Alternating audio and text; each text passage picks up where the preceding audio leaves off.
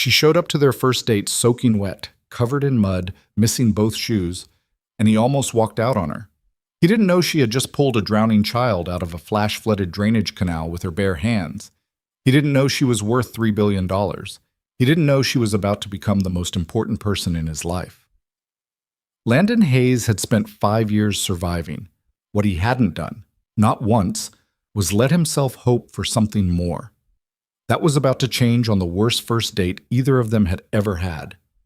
If this story already has you hooked, hit that like button right now and drop a comment telling me what city you're watching from.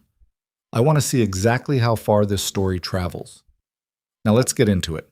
The rain started around 4:30 in the afternoon, the kind that came without warning and turned Seattle's streets into shallow rivers within 20 minutes. Landon Hayes sat in the window booth of a cafe called The Anchor, watching the gutters overflow and trying to remember the last time he'd done something this stupid. Blind dates. He was 32 years old, a father, a man who paid his own bills and packed his daughter's lunch every morning and hadn't once complained about the monotony of it. He didn't need this. He told his sister as much, twice, when she'd first brought it up 3 weeks ago. "You need to get out of the house," Renata had said, leaning against his kitchen counter with that expression she always wore when she'd already decided something. "You need to talk to an adult who isn't a coworker or a soccer coach." "I talk to adults. Mia's teacher doesn't count." "I have conversations." "Landon."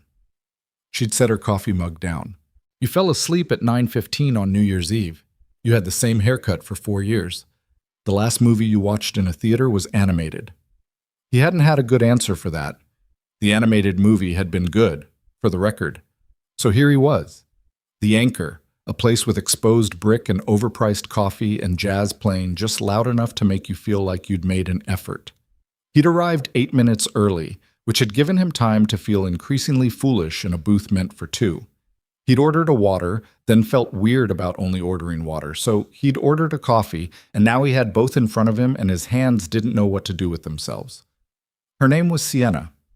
That was all Renata had told him, which was either thoughtful or sadistic, depending on how the next hour went. "She's brilliant," Renata had said. "She's kind. She's had a rough few months.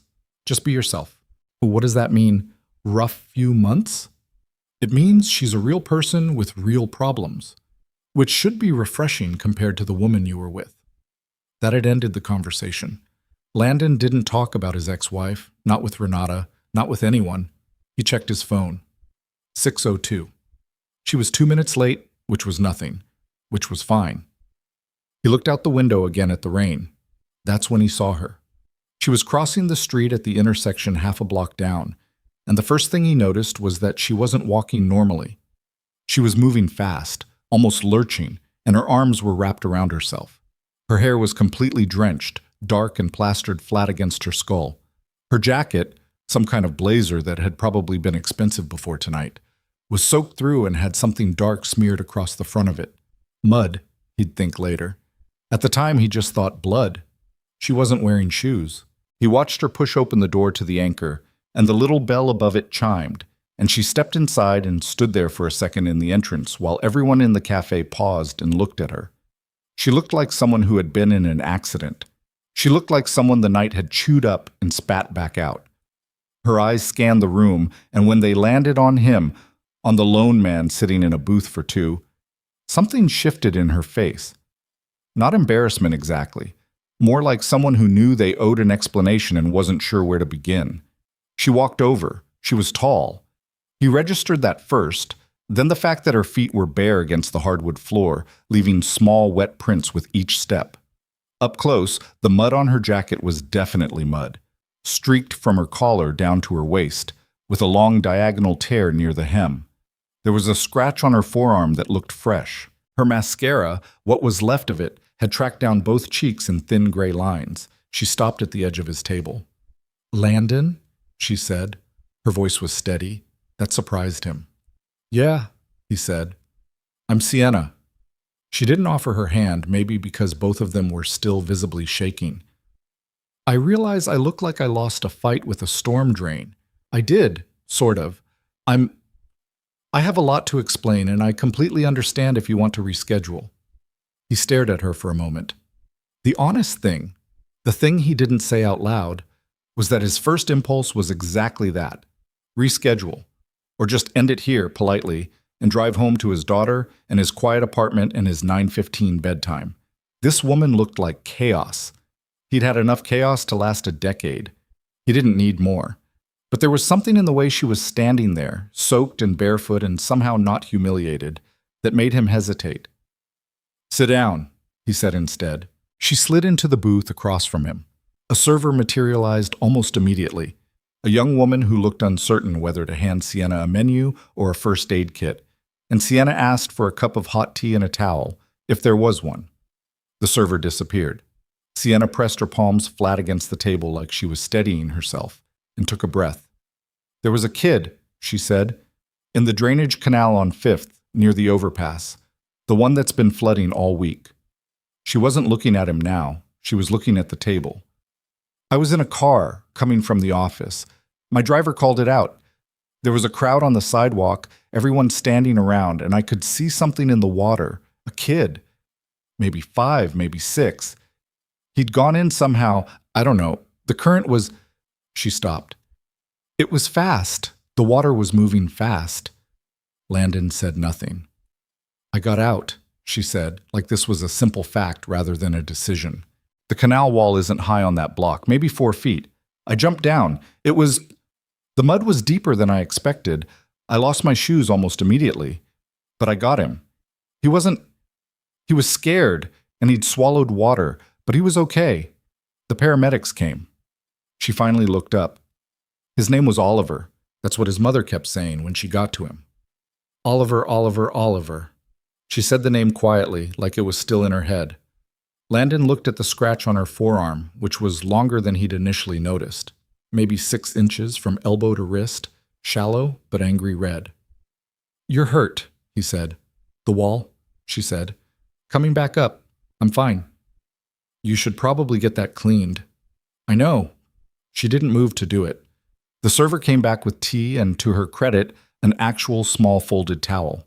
Sienna thanked her and pressed the towel against her arm briefly, then wrapped her hands around the tea mug. Some of the shaking in her fingers started to ease. "I know this is not the first impression anyone plans for," she said. "If you want to leave, genuinely, I won't take it personally. Tonight has been a lot." "Is that your way of telling me you want to leave?" She looked at him. "No." "Then let's just drink our drinks," he said. "You can tell me whether the jacket's salvageable or not." Something that might have been the beginning of a smile crossed her face. "It's not." "Was it expensive?" "Very." "Unfortunate." "Completely worth it," she said. And that was the beginning of it, though Landon wouldn't recognize it as such until much later.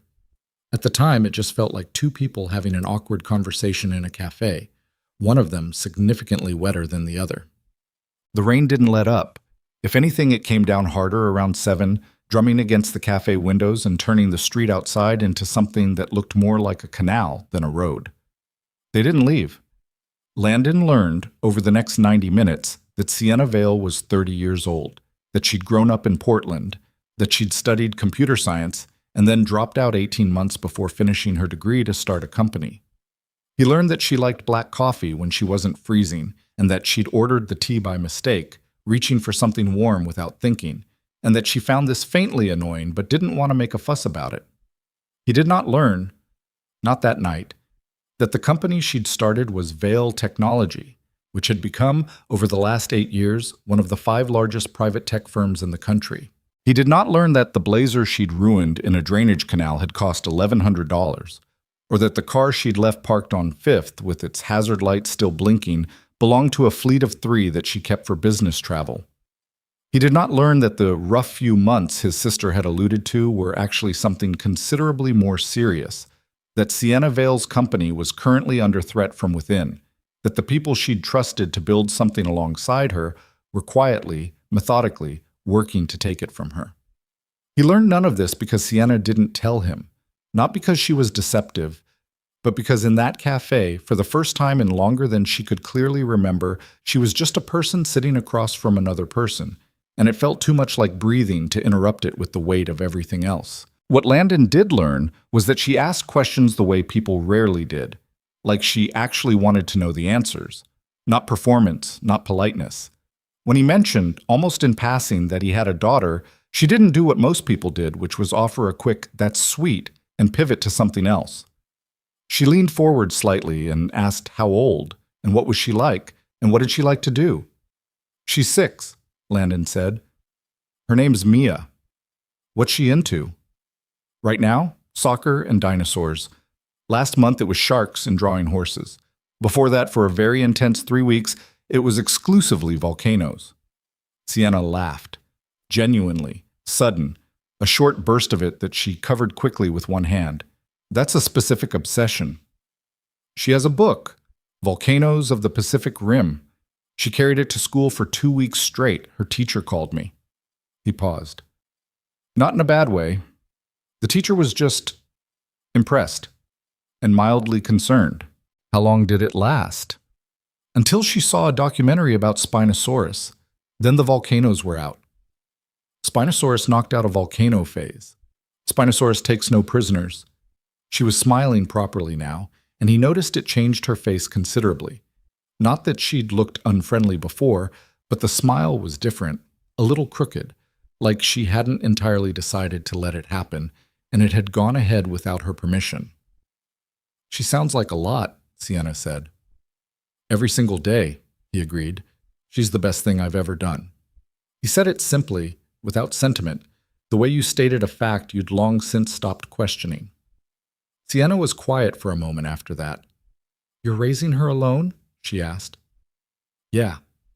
He didn't offer more than that, and she didn't push, which, again, was different from most people. "That's hard," she said. Not a question, not a consolation prize, just an acknowledgement. "It is," he said. "But it's also—" He thought about it. "It's the kind of hard that feels right, if that makes sense. Like, I'm not grinding through it. I'm just in it." She nodded slowly. "That makes sense." Outside, a car went through a puddle too fast and sent up a wave of water that hit the cafe window with a sound like a hand slap. They both startled, then laughed, and the tension that had been quietly threading through the conversation loosened slightly. He asked her about her work. "Tech," she'd said briefly, which told him nothing. "Software, primarily," she said. "Security infrastructure. Boring to describe, but the problems are interesting." "What kind of problems?" "Protecting systems that other people are trying to break." She wrapped both hands around her mug again. "It's adversarial in a way. You're always thinking like the person who's trying to get in, so you can figure out where you left the doors unlocked. Do you like it?" She considered the question more carefully than he expected. "I built it," she said finally. "It's not separate from me enough for me to evaluate whether I like it. It's just mine." "What does that feel like?" "Lately?" A pause. "Like a lot of responsibility and not enough sleep." "Welcome to my life." She looked at him. "Are we comparing notes on exhaustion?" "I think that might be the most honest first date conversation I've ever had." Something crossed her face again, that almost smile. "Is it a competition?" "No, it's just—" He shrugged. "Refreshing, I guess." What? He walked her out at 8:45, which was when he absolutely had to leave because Mia was with his neighbor and he'd promised to be back by 9. The rain had dropped to a drizzle, the kind that misted more than fell, and the street reflected all the cafe lights in long orange smears across the wet pavement. Sienna had been lent a pair of oversized flip-flops by the sympathetic server, purchased from a nearby convenience store in what had apparently become an entire small drama involving 3 staff members while Landon had been in the restroom. She walked in them with dignity, which he appreciated. "I owe you an apology for tonight," she said. "You don't." "I showed up looking like I'd been through something." "You had been through something." "Still." She stopped at the corner, turned to face him. Her jacket was mostly dry by now, the mud a faint, dusky stain. Her hair had dried into something almost presentable, or at least intentionally undone. The scratch on her forearm had stopped looking so raw. "I'd like to do this again under better circumstances." "What if the circumstances are always like this?" he said. She looked at him. What do you mean? I don't know. He wasn't sure where that had come from. I just mean, this wasn't bad. It was weird, but it wasn't bad. She held his gaze for a second. No, she agreed. It wasn't. He got into his car. She was still standing at the corner when he pulled out of the parking spot, looking at her phone, the mist settling over her like something that had decided to follow her home. He turned at the light, and she disappeared from his rear-view mirror. He drove home thinking about what she'd said. It's mine.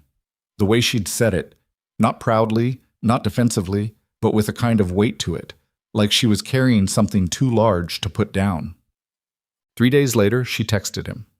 I forgot to mention, Oliver's doing fine. His mother sent a message to the paramedics and they tracked me down through the car company. Just thought you'd want to know, in case you were wondering. He hadn't been specifically wondering, but reading the message, he realized he had been in the vague background way you carry things around without naming them. That's good, he texted back. How's the jacket? A pause. Then, unsalvageable. I've been told it was a noble sacrifice. By who? My assistant. She's very dramatic. Mine keeps asking me to take more vitamin D, he typed. We have very different assistants. Your assistant sounds wise. She's my 6-year-old. She saw it on a cartoon. The reply took longer this time. When it came, that's genuinely the most charming thing I've heard all week. And I had a meeting with 37 people today. He was standing in his kitchen when he read that. Mia's backpack on the counter next to him, a half-made sandwich on the cutting board. He read it twice, set the phone face down, finished the sandwich, and then picked the phone back up and read it one more time. He asked if she wanted to get coffee on Saturday. She said yes. But the second date was more orthodox. A coffee shop in Capitol Hill that Sienna knew, smaller than the Anchor, with mismatched chairs and a chalkboard menu and a dog tied to the bike rack outside, who barked at Landon and then immediately rolled onto its back, which he took as a mixed signal. She arrived on time, dressed in jeans and a gray sweater, no mud, no scratches, no wet hair. She looked different from the person he'd met in the cafe, and also exactly the same, and he wasn't sure how both things could be true simultaneously. You clean up well, he said. Very low bar, she said. I'm just saying. I'll take it. He'd thought driving over that the second meeting might expose the first as an anomaly, that without the drama and the rain and the unusual circumstances, they might find they had very little to actually say to each other. He'd been wrong. They talked for 2 hours and 40 minutes, and he only knew that because the barista eventually started wiping down tables with pointed efficiency. She told him more about herself, Kate.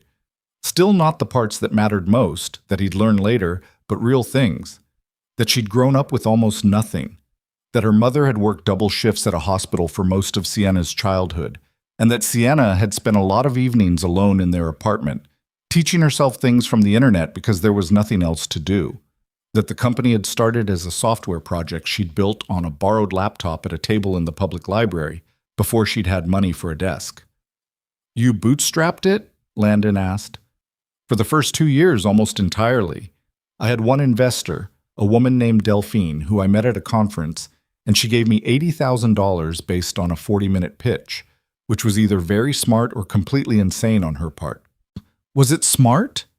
It became smart, Sienna said. At the time, it was probably insane. What happened to her? She's on my board. A pause. She's also one of the few people at the company I actually trust right now. He caught the qualifier, set, and filed it away without asking. It seemed like a door that was only halfway open.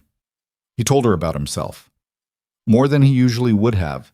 Something about the way she listened made it easier.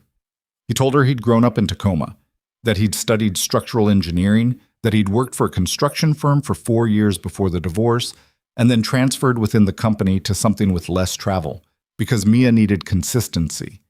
That he owned nothing impressive except a reliable car and a good set of tools. That his apartment had too many drawings on the refrigerator and not enough artwork on the walls, and that he'd long since stopped caring about the imbalance. What do the drawings look like? Sienna asked. Like a 6-year-old made them, which is to say, chaotic and very confident. Any particular subjects? Right now she's on a dolphin phase. I have approximately 15 dolphins on the refrigerator. After the dinosaurs? after the dinosaurs. The Spinosaurus era ended when she watched a nature documentary about ocean life. She pivoted fast. What ended the volcano phase? The Spinosaurus documentary? Sienna stared at him. The same documentary? It's a very good documentary. What is this documentary? Wild Blue Planet. It covers volcanoes in the first episode, then pivots to ocean life. So she watched episode 1, became obsessed with volcanoes, then watched episode 2 and transferred the obsession. Instantly. No transition period. That's actually impressive. Most people resist change. She's 6. She doesn't have the ego investment yet. Sienna laughed, and this time she didn't cover it. It changed the shape of her face entirely. Softer, younger, like the professional armor she wore came off in layers, and he was slowly seeing more of what was underneath. He wanted to see more. On their 4th time together, which they'd stopped calling dates, maybe because the word felt like too much pressure, or maybe because it had stopped being adequate, Sienna met Mia. It wasn't planned. It was a Saturday afternoon, and they'd been at a farmer's market near his neighborhood, and Landon had gotten a call from his neighbor saying Mia had scraped her knee at the playground and wasn't critically injured, but was requesting her dad with some urgency, which was how Mrs. Pedersen described things. Landon had apologized to Sienna and moved toward his car, and Sienna had said simply, "I'll come." He'd looked at her. She'd looked back, steady, like it was the most natural thing in the world. "Okay," he said. Mia was sitting on Mrs. Pedersen's couch with a bandage on her knee and a juice box in her hand when they arrived, looking more indignant than pained. She was small for 6, with Landon's brown eyes and a chin she'd inherited from his side of the family, and she looked at Sienna with the unself-conscious directness of a child who hadn't yet learned to pretend she wasn't curious. "Who are you?" Mia said. "Mia," Landon said. "What?" "I'm just asking." "It's okay," Sienna said.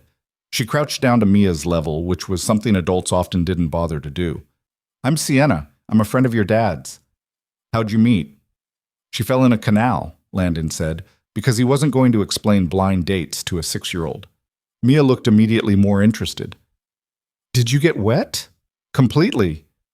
"Did you see any fish?" Sienna appeared to genuinely consider this. "I wasn't really looking for fish at the time. I was busy." "What were you doing?" "Helping someone who needed help." Mia considered her with the unreadable gravity children sometimes adopt when they're running a calculus you can't see. Then she looked at the bandage on her knee. "I have a scrape," she announced. "I can see that. Does it hurt?" "Kind of. Not a lot." A pause. "Dad puts ice on it, but I don't like the ice." "I don't either," Sienna said. "Ice is the worst part." "You've had scrapes?" "More than I can count." Mia looked at Sienna's arms. Sienna turned her forearm slightly, where the scratch from the canal wall had mostly faded to a thin, pale line. Mia studied it with the interest of a fellow survivor, nodded once, and held out her juice box. "You want some?" Landon watched this from across the room and felt something shift in his chest that he couldn't name precisely and didn't try to. That night, after Mia was in bed, he sat in the kitchen with a beer he'd barely touched and tried to think clearly about what was happening. He'd been careful the last 5 years, in the way that people become careful after they've made a mistake they're still paying for. Careful with his time, with his decisions, with whatever space he kept around himself and his daughter. He'd done it deliberately, and it had worked. Not perfectly. Nothing worked perfectly, but he'd kept things manageable. Quiet. What was happening with Sienna wasn't quiet. He couldn't articulate exactly what it was. They hadn't said anything significant to each other. Not yet. They hadn't made promises or declarations. There had been one moment, at the end of the farmer's market before the call came, where they'd been standing next to each other looking at a display of pottery, and she'd leaned slightly against his arm. Not dramatically, just a small shift of weight, like proximity had stopped being something she was carefully measuring. And he had not moved away. Small things. But small things added up. He picked up his phone and looked at her last text, which was from that evening. "She's wonderful. Thank you for letting me come." And then, after a pause, "For what it's worth, she has great instincts." The scrape assessment was very professional. He'd replied, She says the same about you. Which was true. Mia had said very seriously when he'd been tucking her in, Sienna's nice. She didn't say anything dumb about my knee, which was high praise from a child who had recently fired her pediatrician from emotional consideration after he called her buddy. He set the phone down, looked at the refrigerator covered in dolphin drawings. He was in trouble. That was what it was. He was in trouble in the particular way you get into trouble when something starts to matter, and you know, in the back of your mind, that mattering means it can also hurt. He finished the beer. He washed the glass. He turned off the kitchen light. He decided to stop thinking about it and go to sleep, and then he lay in the dark thinking about it for another hour before he finally did. Quote, 2 weeks after that, he found out who she was. Not from her. That was the thing. She hadn't hidden it exactly, but she hadn't offered it either, and he hadn't thought to look, hadn't had a reason to until he was sitting in the break room at work, and Marcus, one of the project managers, slapped a magazine down on the table in front of him. Your girl's on the cover of Wired, Marcus said. Landon looked down. The magazine was 3 months old, dog-eared at the corners. On the cover was a photograph of a woman in a white shirt standing in front of a floor-to-ceiling window, looking at something outside the frame, her expression composed and unreadable. The headline read, Sienna Vale, the architect of invisible security. He stared at the photograph for a long moment. The woman in the photo and the woman who had sat across from him in a cafe and borrowed flip-flops were the same person. He knew that objectively. He could see it, but they felt like two different people entirely, and he wasn't sure what to do with that. He read the article over lunch. It was 4,000 words and covered things she hadn't mentioned. The company's valuation, $3.2 billion at last assessment, the government contracts, the expansion into 11 countries, the awards, the speaking engagements, the profile she'd built. It mentioned, in passing, that she was famously private and rarely seen at industry events she isn't hosting. Famously private. He'd had coffee with her 4 times, and she'd met his daughter, and he hadn't known she was worth more money than he could conceptualize. He sat with that for a while, trying to figure out how he felt about it. Mostly what he felt was something like vertigo. The sensation of having been standing on ground that was suddenly a different height than he'd thought. Not betrayed. She hadn't lied. But the ground had shifted. He called her that evening. I saw the Wired piece, he said, when she picked up. A pause. Oh, 3.2 billion, he said. That number is outdated, she said. And also not... She stopped. I should have told you sooner. Why didn't you? A long pause this time, long enough that he almost spoke again. Because I wanted you to know me first, she said finally. The rest of it, the company, the valuation, all of it, it comes with a lot of noise. People hear it, and then that's all they can see. She paused again. I wanted a few weeks where I was just a person. He thought about what she'd said that first night. It's mine. It's not separate from me enough for me to evaluate whether I like it. Okay, he said. Okay? She repeated. Yeah, I get it. You're not... She seemed uncertain. You're not upset? I'm a little disoriented, he said honestly, but I'm not upset. You pulled a kid out of a canal in a good jacket. The rest of it is... Thought about it. It's information. It doesn't change what I've actually seen. Another pause, and then she laughed. Short and a little unsteady, like she'd been holding her breath. You're a strange man, Landon Hayes. Mia says I'm weird, but in a good way. She's right, Sienna said. She has good instincts. I know. I may have mentioned. They stayed on the phone for another 40 minutes that night, talking about nothing consequential.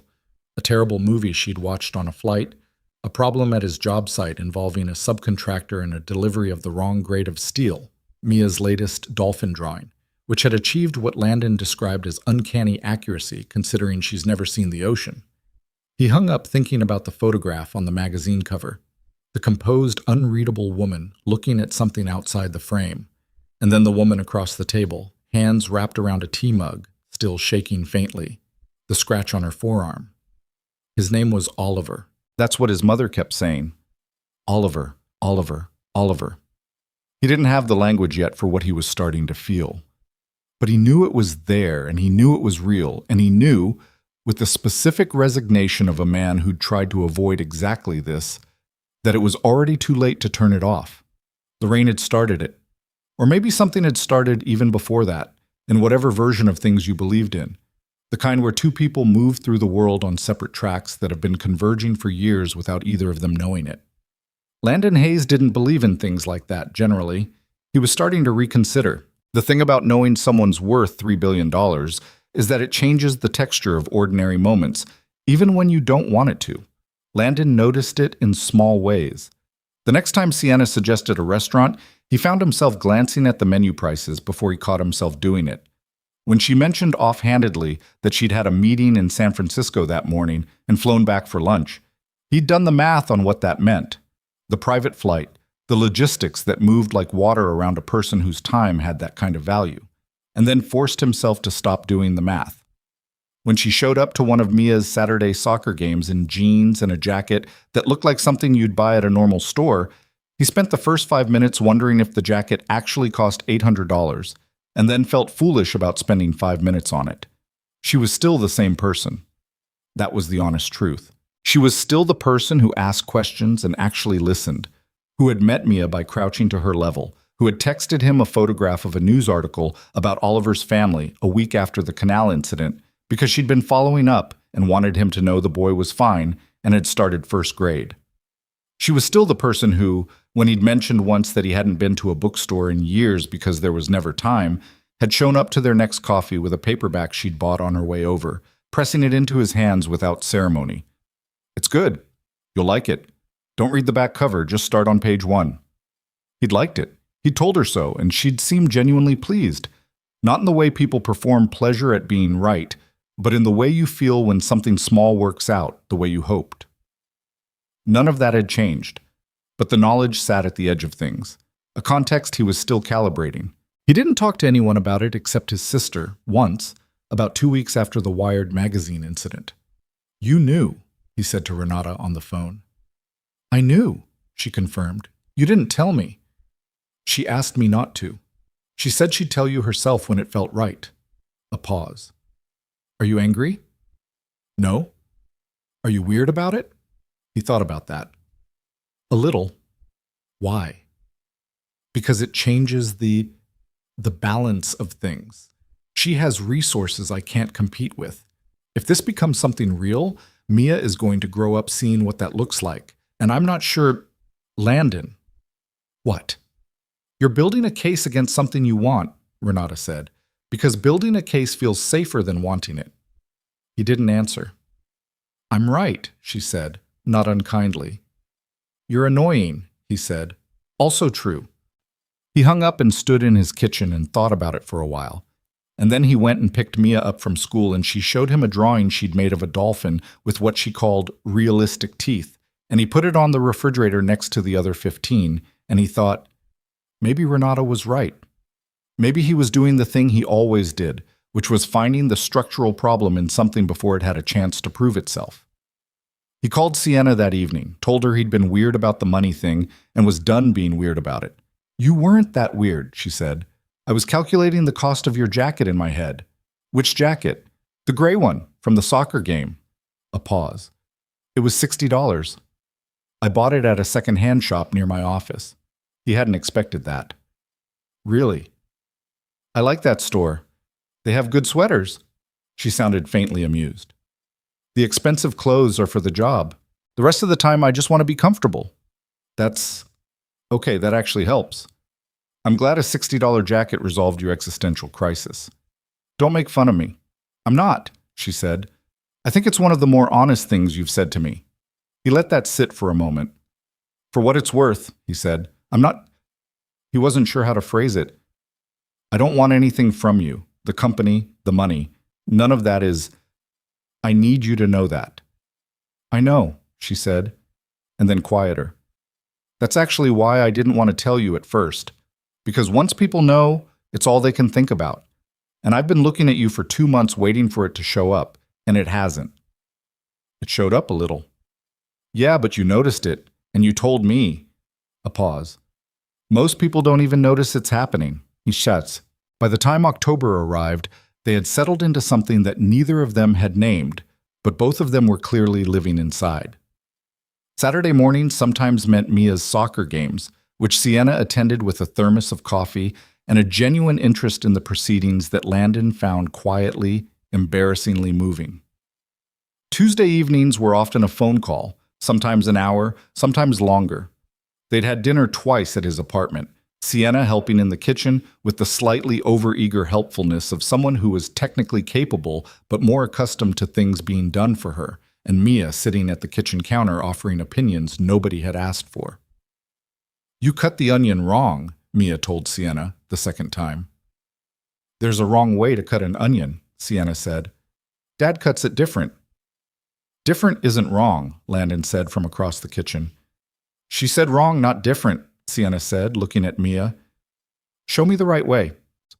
Mia had accepted this responsibility with great seriousness, climbing down from the counter and positioning herself next to Sienna to demonstrate. Sienna had watched, adjusted her grip, and proceeded with studied concentration, and Mia had given a single nod of approval and climbed back up. Landon had turned toward the stove so neither of them could see his face. But underneath the ordinary texture of it, the soccer games, the dinners, the phone calls, something was happening with Sienna that she was only letting him see in pieces. She was worried about something. He could feel it in the conversations that stopped slightly before they were finished, in the occasional long silences when she'd be mid-sentence and trail off like a thought had ambushed her from a different direction. He didn't push. He'd learned by then that Sienna didn't respond well to being pushed, not because she shut down, but because she needed space to arrive at things in her own time. So he waited, and he watched, and he let her come to it. She came to it on a Wednesday evening in mid-October when she called him at 9:30, which was late for her. She was usually exhausted by 9 on weekdays, and her voice had a flatness to it that he recognized as the sound of someone who had been holding something for too long. "Can I tell you something?" she said. "Yeah. It's about the company." A pause. "It's been going on for a while, and I didn't want to bring it into this, but I'm running out of places to put it." "Tell me," he said. She told him. It took 45 minutes, and it came out in a way that wasn't linear. She'd get to a specific incident and then backtrack to give context, then jump ahead, then stop and correct herself. He listened without interrupting, and what he heard was this. 8 months ago, she'd noticed irregularities in how certain board decisions were being processed. Not dramatic, not obvious. The kind of thing you'd dismiss as administrative friction if you weren't paying close attention.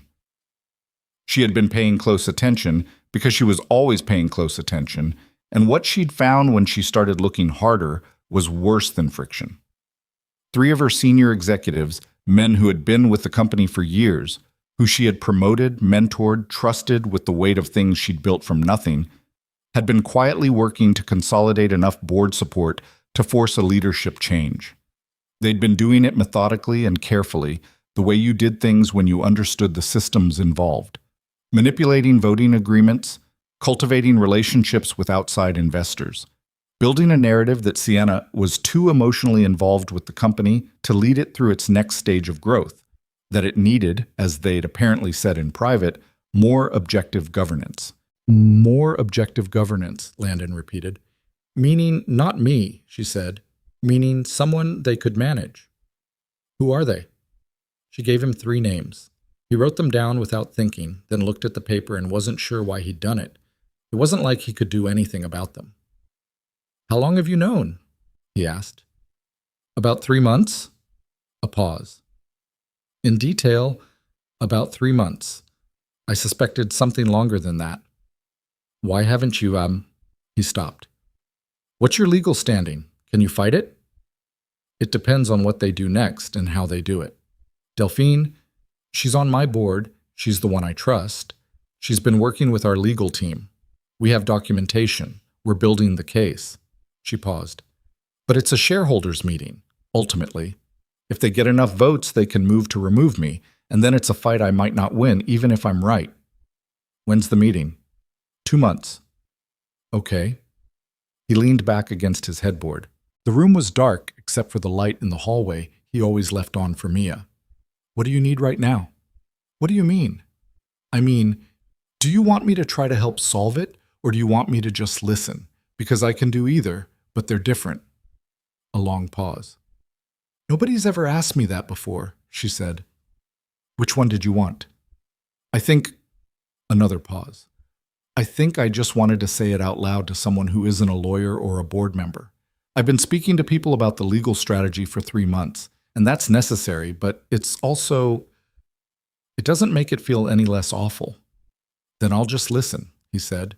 Keep going. She did.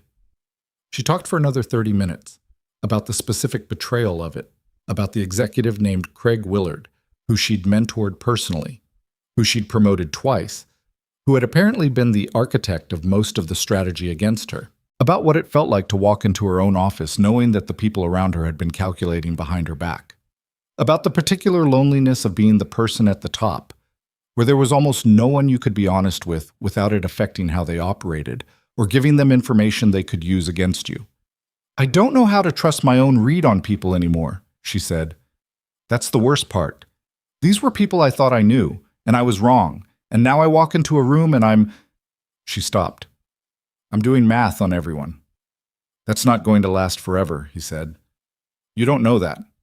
No, but I've seen you with Mia, with Mrs. Pedersen, with the barista at that place in Capitol Hill whose name you actually know and ask about. You're not someone who stops being able to read people. You're just someone who got burned. Those are different things? Yeah, he said. One is permanent. One is just recovery time. She was quiet for a moment. You're oddly good at this, she said. I spent 5 years being the only adult in a room with a child who needed honest answers, he said. You get efficient at knowing what's actually needed. Is that what I am? A child who needed honest answers? No, he said. You're a person who needed someone to listen without turning it into a strategy session. She laughed, a small tired sound. Yes, that's exactly it. He heard her exhale, the kind that means something has been put down. What changed after that conversation was subtle but real. She started telling him things earlier, not waiting until they'd accumulated past the point of manageable. He learned the company's name formally, Veil Technology, which he'd already known from the article, but which sounded different when she said it, heavier with what it meant. He learned the names of the executives who were moving against her, Craig Willard, Dean Forsyth, Marcus Holt, and the specific ways each of them was working the problem. He learned that Delphine Chen, the woman who'd backed Sienna with $80,000 at a conference years ago, was now the only person inside the company Sienna trusted completely. In exchange, Landon told her things he hadn't said out loud in years, about his ex-wife, Lauren, not with anger, which surprised him, just with a quiet kind of exhaustion, the shape of a story he'd told so many times internally that he'd worn it smooth. Lauren had left when Mia was 14 months old, not for another person, not in a dramatic way. She'd just come to him one evening and said she wasn't who she'd thought she was when they got married, and that staying would make all three of them unhappy in ways that mattered. He'd been devastated, and then furious, and then, after a long time, he'd come to understand what she meant, even if he didn't forgive her for the way she'd done it. She still sees Mia occasionally, he said, twice a year maybe. It works. Better than you'd expect. Mia doesn't have a wound about it the way I was afraid she would.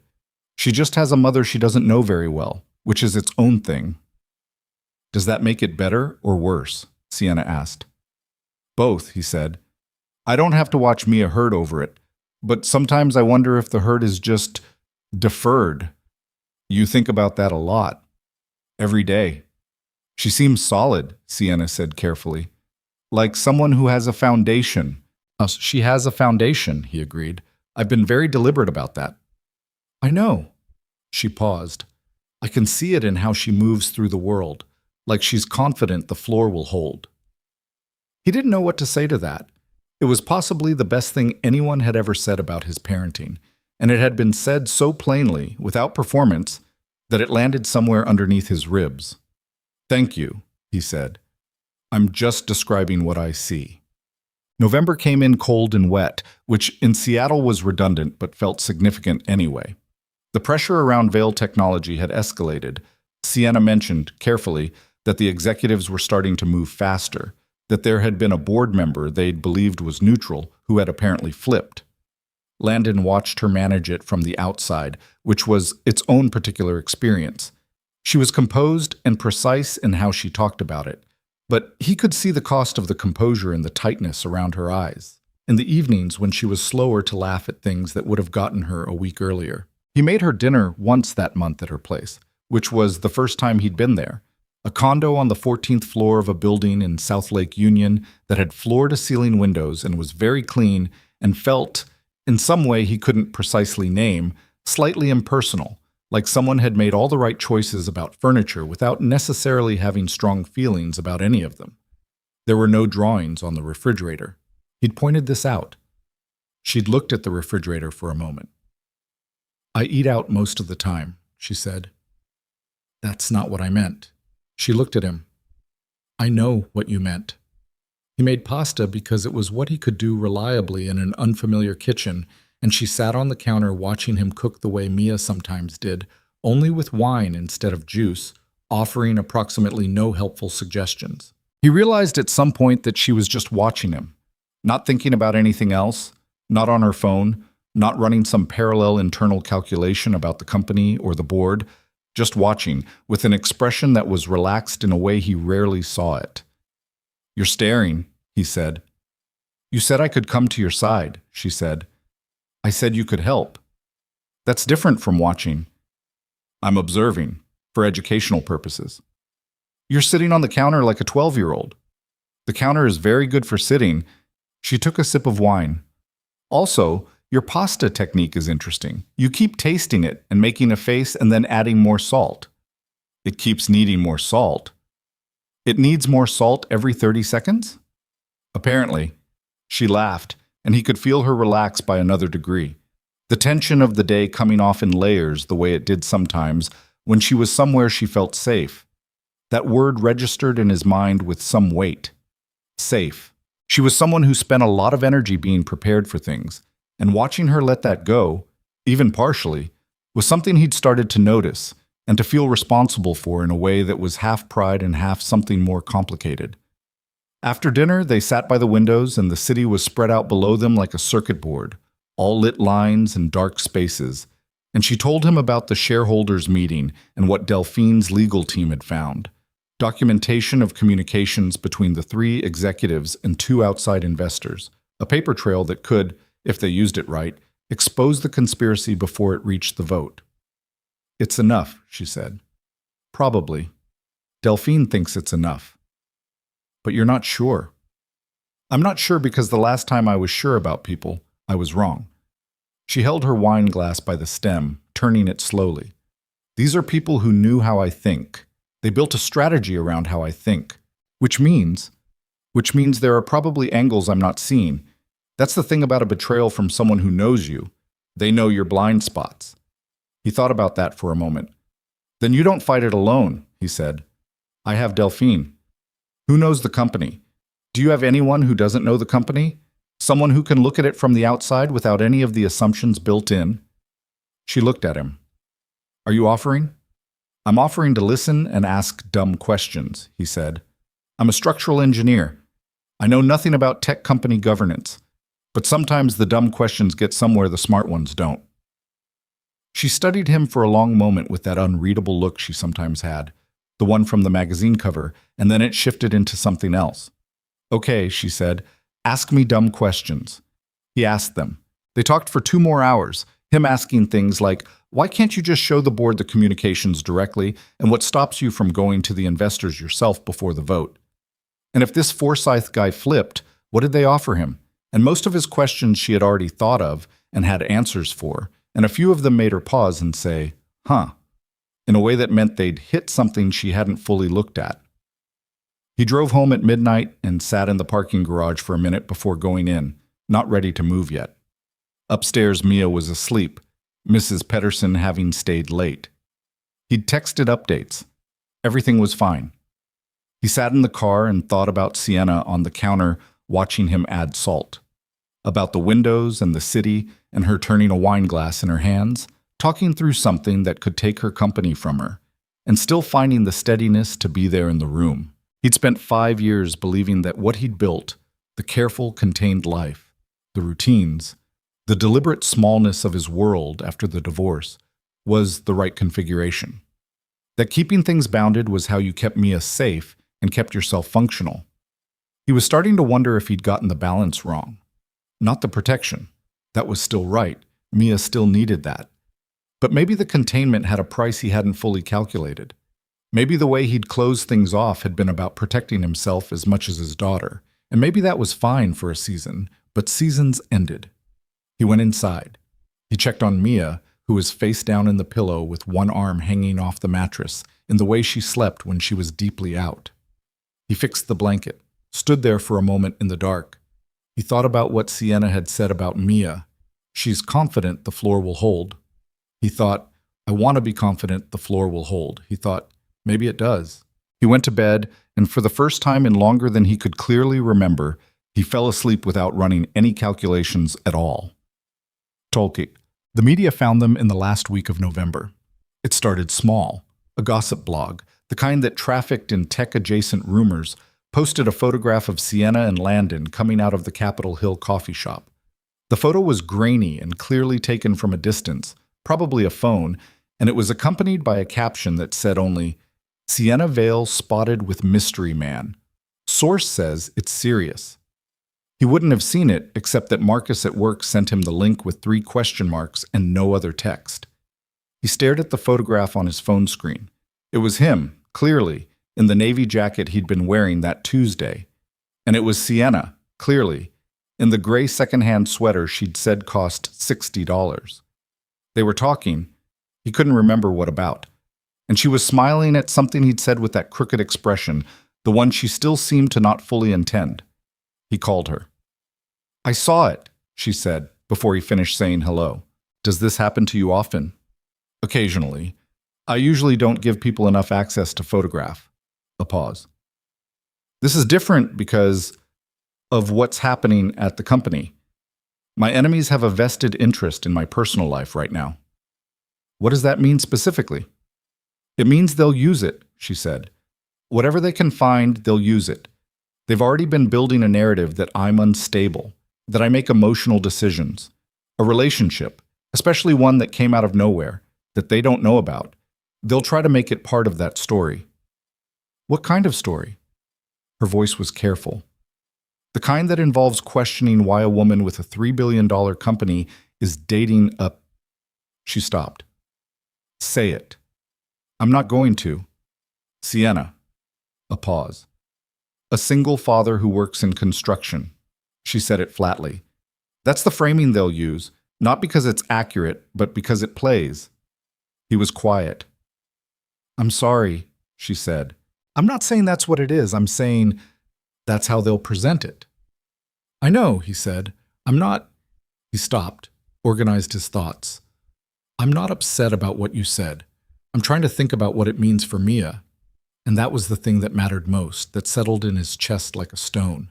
His daughter. She was 6 years old, and she was too young to understand what it meant when people wrote things about someone you loved. And Landon had very deliberately kept her life private. And now there was a photograph on the internet that started a thread he didn't know where it ended. We should talk, Sienna said. In person. Yeah, he said. We should. They met that evening, without Mia, at a place neither of them had been before. A diner off the highway in Burien, deliberately anonymous, red vinyl booths and fluorescent light, and a laminated menu the size of a road map. They sat across from each other with coffee. Neither of them was particularly drinking, and the conversation was harder than most of their conversations had been because it required them to look at things they'd been moving around rather than through. She told him the gossip post had been the beginning. She'd heard from Delphine that 2 journalists from larger outlets had already reached out to Vale Technology for comment, and that the framing of the inquiries was, as predicted, not kind. What are they saying? Landon asked. One of them specifically asked whether my personal life has affected my capacity to lead the company through a difficult period. She said it without inflection. That's the narrative they've been given. The executives are feeding it. Can you prove that? Not yet, but it fits the pattern. She wrapped both hands around her coffee mug. I want you to know that I won't let them make me act like this is something to be ashamed of. What's happening with the company is separate from this, but they're not going to let it be separate. No, she said, they're not. He looked at the table for a moment. What does Delphine think you should do? She thinks I should make a statement, something measured and brief that acknowledges the relationship without giving it any more oxygen than necessary. A pause. She also said, Sienna stopped. What? She said I should think about whether I want to protect the relationship by keeping some distance from you publicly until the shareholders' meeting is resolved. She looked at him directly. She was very diplomatic about it, but that's what she meant. And what do you think? He asked. Sienna looked at him for a long moment. Her face in the fluorescent light was tired in a way he'd started to recognize. Not exhausted exactly, but worn at the edges, the way things got when they'd been carrying weight for too long. I think, she said slowly, that I've spent 8 years making every decision based on what was strategically correct. And I don't regret most of them. But I'm sitting in a diner in Burien because I didn't want anyone to photograph us. And I'm about to tell you that maybe we should be more careful in public for a while. And when I imagine saying that out loud, I feel... She paused. I feel like I'm choosing the company over something I don't want to choose the company over. He heard the weight of that, the specific difficulty of being someone who had always known which thing to sacrifice. I have Mia to think about, he said. That's not separate. She needs to be protected from this, whatever happens. I know. So I'm going to be careful regardless. He looked at her. But I don't think you should make decisions about this to protect me. I'm capable of handling some noise. It won't just be noise, she said quietly. They'll come after you specifically. Make up things. The gold digger angle is already... She stopped. I've seen it in the questions they're asking. Let them. Landon, I've been talked about before, he said. By Lauren's family, when she left. By people at work who thought I was making the wrong choice staying in Seattle. By anyone who had an opinion about how a single man should raise a daughter. He looked at her steadily. I'm not new to people deciding they know my story. I've been living my actual story for 5 years. Their version doesn't change mine. She looked at him across the table in the flat fluorescent light of a diner where nobody knew them, and he saw something move through her face. Not the composed public expression, not the careful professional armor, but something underneath all of that. Something that looked like it had been waiting for someone to say exactly that for a very long time. She didn't say anything for a moment, then, You're a hard person to scare off. I'm a hard person to scare off, he agreed. She nodded once, slowly, like she was settling something internally. Her hands were still around the coffee mug. She looked down at them, then back up at him. Okay, she said. Okay, he said. Outside, it had started to rain again. The Seattle kind. The kind that showed up like it had always been there and planned to stay. The statement Sienna released was 7 sentences long. Delphine had drafted the first version. Sienna had rewritten it twice, cutting everything that sounded like an apology and everything that sounded like a press release until what remained was plain enough to be almost boring. She was in a relationship. It was personal. She had no further comment. The company's focus remained on its strategic priorities and the upcoming shareholders' meeting. 7 sentences. It ran on Vail Technologies' official communications channel on a Monday morning, and by Monday afternoon it had been picked up by 14 outlets, most of them framing it with some variation of the same angle Sienna had predicted in the Burien diner. The questions about judgment, about distraction, about what it meant that the CEO of a company facing an internal governance challenge had chosen this particular moment to go public with a relationship. Landon read 3 of the articles and then stopped reading them, which was the right decision. The details varied, but the architecture was the same. A version of him assembled from assumptions, a man defined entirely by what he didn't have. No name in the early pieces, just a source close to the situation and a person familiar with the matter, and in one notably aggressive blog post, the phrase, financially motivated. His name made it into the larger outlets by Wednesday, at which point it was too late to pretend the thing wasn't moving. He'd told Mia nothing specific. She was 6, and the particulars of tech company governance and media narratives were outside her operational range. But she was also perceptive in the specific way of children who had grown up paying close attention to the adults around them. She'd asked him twice in 1 week why he was looking at his phone so much, and both times he'd said work and changed the subject, which she'd accepted with the skeptical patience of someone filing it away for later. His coworkers were mostly decent about it. Marcus sent a text that said, "Ignore it. They don't know you," which was brief and useful. His project lead, a woman named Deb, who had known him for 4 years, stopped by his desk on Thursday and said very quietly, "You okay?" And when he said yes, she said, "Good. Now stop reading it. I can tell from your face when you have been." He'd taken that advice and enforced it with some effort.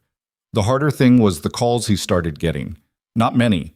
He wasn't famous, had no public profile, wasn't someone people could find easily. But someone had gotten his work number, and there had been 2 calls from journalists that his company's front desk had fielded and routed to him, and both times he'd said no comment and hung up and sat staring at the wall for a few minutes before he could move on. One of the callers had, before he could get the words out, said, "Mr. Hayes, is it true you were introduced to Miss Vale through her personal assistant as part of a—" And he'd hung up mid-sentence and not picked up again for the rest of the day. He and Sienna talked every day that week.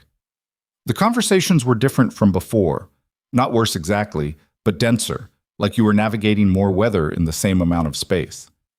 She was managing the company situation and the media situation simultaneously, and the energy it took showed, not in the things she said, but in the half-second delays before she answered questions, the way her sentences sometimes stopped just slightly before they were finished.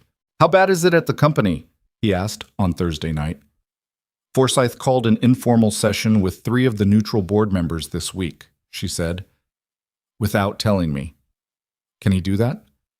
Technically, yes. Informal means it doesn't require notice. It's a maneuver. He's trying to shape the conversation before the official meeting. A pause. Delphine was in one of the sessions. They didn't know she'd be there. She said Forsyth spent 40 minutes on what he called leadership consistency concerns, which was— She stopped. "Which was about you." Which was about me and the media coverage and what he described as a pattern of decisions that prioritize personal considerations over corporate governance. She said the words like she'd memorized them precisely, which she probably had. He cited the relationship, twice. Landon was quiet for a moment. "He used me as a data point." "He used us," she said. He heard the distinction. He appreciated it. What's Delphine's read? She thinks we can still win the vote if we get the documentation in front of the right people before the meeting. We have the communications, the emails, the private channel messages between Willard and Forsyth, 3 months of it. It's clear enough. But timing matters, and if they call the vote early, can they? With enough board support, they can move the meeting forward. And if Forsyth has been working the neutral members— She didn't finish the sentence. She didn't need to. "What do you need from me?" he said. "Nothing," she said quickly. I don't want you to have to manage this." "I'm already managing it. I got a call at work today." A pause. "I know. My communications team told me. I'm sorry." "Don't apologize. I just want to know what we're dealing with." He paused. "Together. What we're dealing with together." She was quiet for a moment. He could hear her breathing. "Together," she said. And the words seemed to cost her something, or maybe give her something. He wasn't sure which. The story broke on a Saturday. Not the story about the company. That was still contained, still a rumor in industry circles, not yet public in any documented way. What broke on Saturday was worse in a different sense. A story about Landon specifically, sourced to someone who claimed to know him, laying out a narrative that bore almost no relationship to his actual life. He read it at 7 in the morning, standing in his kitchen in a t-shirt while Mia was still asleep. The headline was crafted to be technically deniable. Questions surround Sienna Vale's new relationship. But the body of the piece was not deniable at all. It described Landon as someone who had been financially struggling before meeting Sienna, who had been introduced through mutual connections in circumstances the article deliberately left vague and suggestive, and who had, according to an unnamed source, expressed interest in Ms. Vale's business connections on multiple occasions. None of it was true. The financial struggling was a fabrication. He wasn't wealthy, but he was fine, had always been fine, had never asked Sienna for anything. The circumstances of their meeting were twisted from an actual event into something that implied calculation. The expressed interest in business connections was invented wholesale, attributed to a source who didn't exist or had made something up. He set the phone down on the counter. He stood there for a minute. He picked it up and read it again to make sure he hadn't misread it. And he hadn't. Then Mia's door opened, and she came out in her pajamas with her hair in the state it always achieved overnight, an architectural disaster, dragging her stuffed elephant by one ear, and she looked at him and said, "Why are you standing there?" "Just thinking," he said. "About what?" "About what you want for breakfast." She considered this with the gravity the question deserved. "Eggs," she said. "The kind with the crispy edges." Crispy edges, he confirmed. He made eggs. He kept his face arranged into something that wasn't what he was actually feeling, which was a mix of anger and something colder underneath the anger. The specific cold of understanding that someone had looked at your life and decided to invent a version of it that served their purposes, and that there was functionally nothing you could do about it in the short term except stand there and be misrepresented. He called Sienna after Mia left for a play date at noon. "I've seen it," Sienna said the moment she picked up. "Where did it come from?" "We're working on that. My communications team thinks it's Willard. He has a contact at that outlet. There's a history there. But we can't prove it yet." Her voice was controlled in a way that meant she was working hard to keep it that way. "Landon, Don't," he said. "I was going to say I'm angry," she said, not apologizing. "I'm angry on your behalf." "Okay." He breathed out. "Good. Be angry. So am I." "The source doesn't exist," she said. "Whatever they claimed, it didn't come from anyone who actually knows you. It's manufactured." "I know that." "We can push back. My communications team can put out a correction. We can—" "Does that help, or does it just give the story more oxygen?" She paused. "The second one," she admitted. "Usually the second one." "Then let it sit," he said. "I'm not going to start a public fight with a source that doesn't exist. It's not worth Mia seeing that." She was quiet for a moment. "You're better at this than I am," she said. "I'm not better at it. I just have less to lose publicly." "That's not—" She stopped. "How are you actually doing? Not strategically. Actually." He leaned against the counter in the quiet apartment. "I'm angry," he said. "And I feel like someone broke into my house and moved things around, not enough to see immediately, but enough that the rooms feel wrong." "That's exactly what it is," she said. "That's exactly what they did." "It doesn't change anything for me," he said. "About us. I want to be clear about that." "I know. But I need you to know that I'm not going to let it affect Mia. If this gets worse, if it gets to a point where she could see it or it touches her life in a direct way, I'm going to do whatever I have to do to protect her. Even if that means pulling back from public things temporarily." "Of course," Sienna said immediately. "That's not even a question. She comes first." "She comes first," he confirmed. The conversation was quiet after that for a moment, and he could feel them both sitting with the weight of it, the odd situation of caring about something that was simultaneously being targeted because they cared about it. "I want to fix this," Sienna said. "I'm going to fix this." "The company thing?" "All of it. But yes, if I can prove what Willard and Forsyth have been doing, if I can bring it into the open before the meeting, the story about you falls apart on its own, because the source of it falls apart." "You think that's the same problem?" "I think it is the same problem," she said. "I think they went after you because they knew it would hurt me, and it would hurt me because—" She stopped. He waited. "Because you matter to me," she said. Not dramatically, not with the particular cadence of a declaration, just plainly, like a fact she'd stopped qualifying. He stood in his kitchen and felt the weight of that land somewhere that had been waiting for it. "Yeah, he said. I know. December came in gray and stayed gray. The shareholders' meeting was set for the 17th, 2 weeks out when December started, and those 2 weeks had the compressed, slightly unreal quality of time when you're waiting for something significant and can't do much to speed it along. Landon went to work. He picked up Mia. He helped with homework and made dinner, and attended one more soccer game and one school performance in which Mia played the role of a tree with what he could only describe as committed professionalism. He maintained the routines deliberately because the routines were the structure that held the rest of it up, and structure was what he knew how to do. He saw Sienna twice in those 2 weeks, both times at his apartment, both times late in the evening after Mia was in bed, because public appearances had become something to be thoughtful about, and they'd both agreed, without exactly saying so, to give the media less to work with. The visits felt different from earlier in the fall. Not worse, but more weighted, more aware of themselves. She came over on a Tuesday night, 10 days before the meeting, and she was tired in a way she usually managed to contain. She sat on his couch, and he made tea because he knew by now that she reached for hot things when she was cold in the way that had nothing to do with temperature, and he sat in the chair across from her, and she told him what had happened. Delphine had attempted to schedule a presentation to the full board, a formal presentation of the documentation, the communications, the evidence of the conspiracy. The presentation had been blocked by Forsyth on procedural grounds, citing a board charter provision about advance notice for agenda items. Is that legitimate? Landon asked. It's technically legitimate and completely in bad faith, Sienna said. The provision exists for mundane reasons. He's using it as a delay mechanism. How long does it delay you? The meeting's in 10 days. The advance notice requirement is 15 days for agenda additions, so we can't add a formal presentation item to the official agenda in time. But the meeting still happens.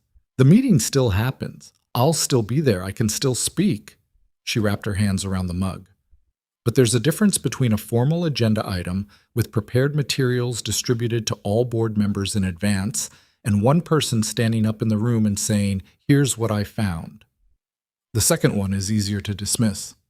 Much easier to dismiss. Without the pre-reading, without the formal framing, they'll call it an emotional outburst. They'll have prepared for that. It plays into their narrative. Can you distribute the materials informally? Not as an agenda item. She looked at him. Explain. You can't add it to the official agenda. But can you send the documentation directly to each board member before the meeting? Not as a formal filing, just as information? She was quiet for a moment. Delphine suggested something similar. The concern is that it gives Forsyth time to pre-spin it before the meeting. If the members get the materials 3 days out and Forsyth has already called each of them before the meeting, what if they get the materials the morning of? She looked at him. Not 3 days? Not advance notice. The morning of the meeting. Early enough to read it, late enough that there's no time for Forsyth to organize a counter-narrative before the room comes together. He paused. Is that legally permitted? It's not on the agenda, so there's nothing prohibiting it. She was thinking now. He could see it. It would need to be timed correctly. And we'd need to make sure the presentation in the room backs up what they received. Can you prepare for that? In 10 days. She looked at the tea. Maybe. Then more quietly, yeah, I think we can. He hadn't solved anything. He wasn't foolish enough to think a layman's question had cracked a problem her entire legal team hadn't considered. But sometimes you heard a thing you'd already thought from a different direction, and it shook loose the resistance, and he could see that happening in her face right now. You were already thinking about this, he said. I was thinking around it, she said. I kept getting stuck on the advance notice issue and treating it as a wall instead of a parameter. She looked at him. The dumb questions thing. Not dumb. No, not dumb. She took a breath. Okay, I need to call Delphine. It's 10:30. Delphine keeps strange hours. She was already reaching for her phone, then stopped. Thank you. I didn't do anything. You said the thing that needed to be said. She looked at him steadily. That counts for more than you think. He watched her call Delphine, watched her voice shift into the precise, efficient register she used for work, the composure that cost her, that she wore like armor. He thought about what it meant that she let him see the other version, the tired one, the uncertain one, The one who needed tea and quiet and someone to ask the question from the outside. He thought about what it cost her to let someone in that far, given what the people she'd let in before had done with the access. What? The story broke again on December 9th, 8 days before the meeting. This time it wasn't a gossip blog or an industry outlet. This time it was a major national publication, and the story was specifically about Landon. It had photographs, not of him and Sienna together this time, but of him alone, taken over what appeared to be several days. Images of him going to work, picking up Mia from school, walking to his car. Surveillance photographs, though the article didn't use that word. The article named him fully, listed where he worked, described his background in terms that were technically accurate and shaped to imply inadequacy. It described his divorce, imprecisely, but close enough to be recognizable, and included a quote from an unnamed source who claimed to have known him during that period and described him as having been financially and emotionally unstable for years. The financial instability was, again, fabricated. The emotional instability was the particular kind of lie that works because it's unfalsifiable. You can't prove you've never been unstable, and the phrase is vague enough to survive denial. But the photographs of Mia, he hadn't known they'd taken photographs of Mia. She was in 2 of them, blurred in the background, clearly unintentionally captured, but there. His 6-year-old daughter in a photograph in a national publication, unasked, unaware, in an article designed to damage her father. He sat with that for a long time before he called anyone. He called Sienna first, which surprised him slightly. His instinct was usually to go inward, to close the circle, to handle things himself. That instinct had served him well for 5 years. But when he picked up the phone, his hands already knew who he was calling. She answered on the second ring. "I know," she said. "I've been waiting for you to call. They photographed Mia." "I know." Her voice was very careful. "I saw them. Their background, they're blurred. She's in a national publication," he said. "She's 6 years old and she's in a national publication without her knowledge and without my consent and because of—" He stopped. Not because he couldn't finish the sentence, but because he needed a moment before he said the rest of it. "Because of this. Because of us." Sienna was quiet. "I'm not angry at you," he said. "I want to be clear about that. I know where this is coming from. I know who's doing it. I know. But I need you to understand what this changes for me." He was standing in the kitchen again, the same spot, the same posture as 8 days ago when he'd read the first article. Mia is not negotiable. She's not collateral in this. She can't be in photographs that people are looking at to get to you. She can't be part of this story. "I understand," Sienna said. Her voice was controlled, but he could hear the thing underneath it, the hard edge of something that was trying not to break. "What do you need from me?" He had thought about it. He'd sat with it for an hour before calling, turning it over, looking at it from every angle the way he looked at structural problems, trying to find where the weight was resting and what would hold it and what wouldn't. "I think we need to step back," he said, "publicly, until the meeting is done and whatever is going to happen has happened. No appearances together, no connection visible to anyone looking for it. Not because—" He stopped. "Not because I want to, but because Mia doesn't get a choice in this, and I do." The silence on the other end lasted long enough that he started to say her name. "I understand," she said. "I do. You're right. This isn't me leaving," he said. I need you to hear that. This is me protecting my daughter." "I know the difference," she said. Her voice was even, but something in it wasn't. A hairline crack, barely audible. The sound of someone keeping something together by will. "Sienna." "I'm okay." A pause. I understand why this has to happen. It doesn't make it easy to hear." "I know." He pressed his palm flat against the counter. "I'm sorry." "Don't apologize. You're doing what you're supposed to do." She took a breath. "She's lucky to have you." He couldn't say anything to that immediately. He stood there and the apartment was quiet and Mia was asleep down the hall, breathing and unknowing and blurred in a photograph somewhere on the internet. 8 days, he said. "The meeting is 8 days." 8 days, she confirmed. "Then we deal with whatever the meeting produces, and we go from there." He paused. "Together. On the other side." "On the other side," she said. "Yeah." He hung up. He stood in the dark kitchen for a long time, and the anger was still there, but underneath it was something more complicated. Grief, maybe, for the simple version of things that had existed before the photographs and the articles and the machinery of other people's agendas had found its way into his life. He thought about a cafe in October, the sound of rain on windows, a woman in borrowed flip-flops who had pulled a child out of a flooded canal and arrived on time anyway. He thought about her saying, "I wanted a few weeks where I was just a person." He'd given her that, and she'd given him something he hadn't known to ask for, and now the weeks were over and they were both standing in the part that cost something. He thought, this is what it looks like when it's real. Not the easy part, the part that asks you to be sure. He didn't call her for 3 days. It wasn't an agreement they'd explicitly made. They'd said step back publicly, not stop speaking. But he found himself not calling, and he thought she understood why, and the not calling had its own weight. Mia noticed. She noticed on the second day, when he'd been quieter than usual through dinner, and she'd looked at him across the table with her soup spoon in her hand and said, "Is Sienna okay?" He looked at her.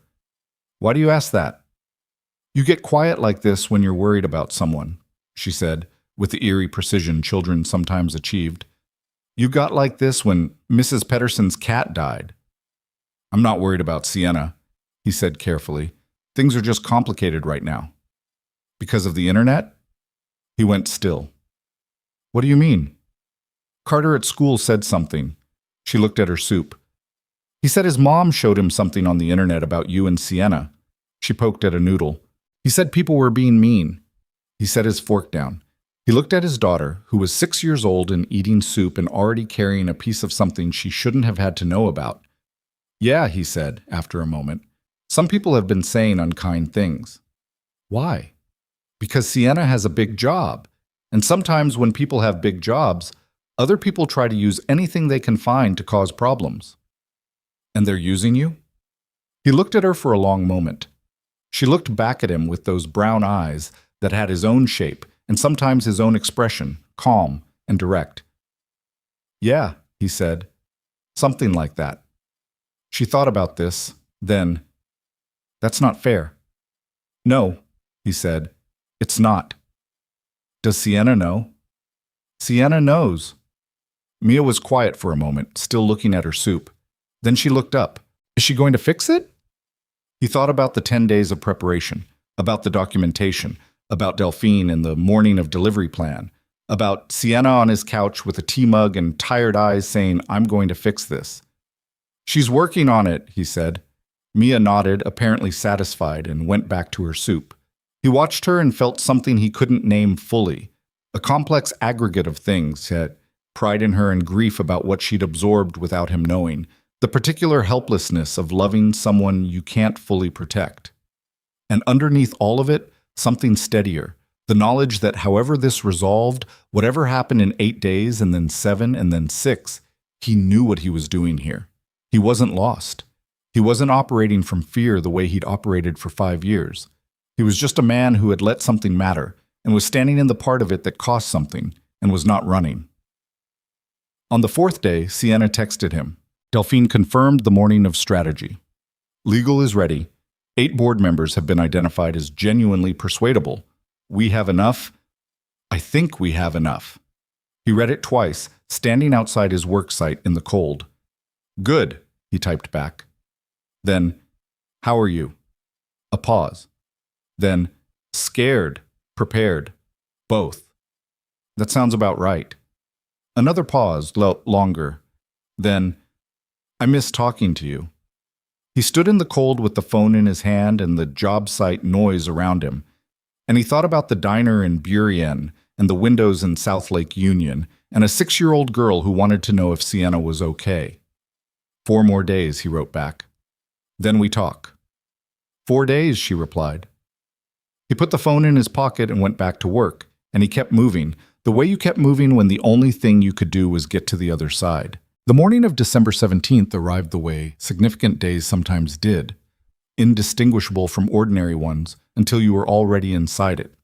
Landon was up at 5:40, which was earlier than necessary and later than he'd actually slept. He'd been lying in the dark since 4:15, running calculations he had no business running because the outcome of today had nothing to do with anything he could control. He knew this. He did it anyway, which was a very human thing to do and also deeply unhelpful. He made coffee. He stood at the kitchen window and watched the sky go from black to the particular dark blue that preceded Seattle's reluctant winter dawns. And he thought about the 4 days of relative silence between him and Sienna.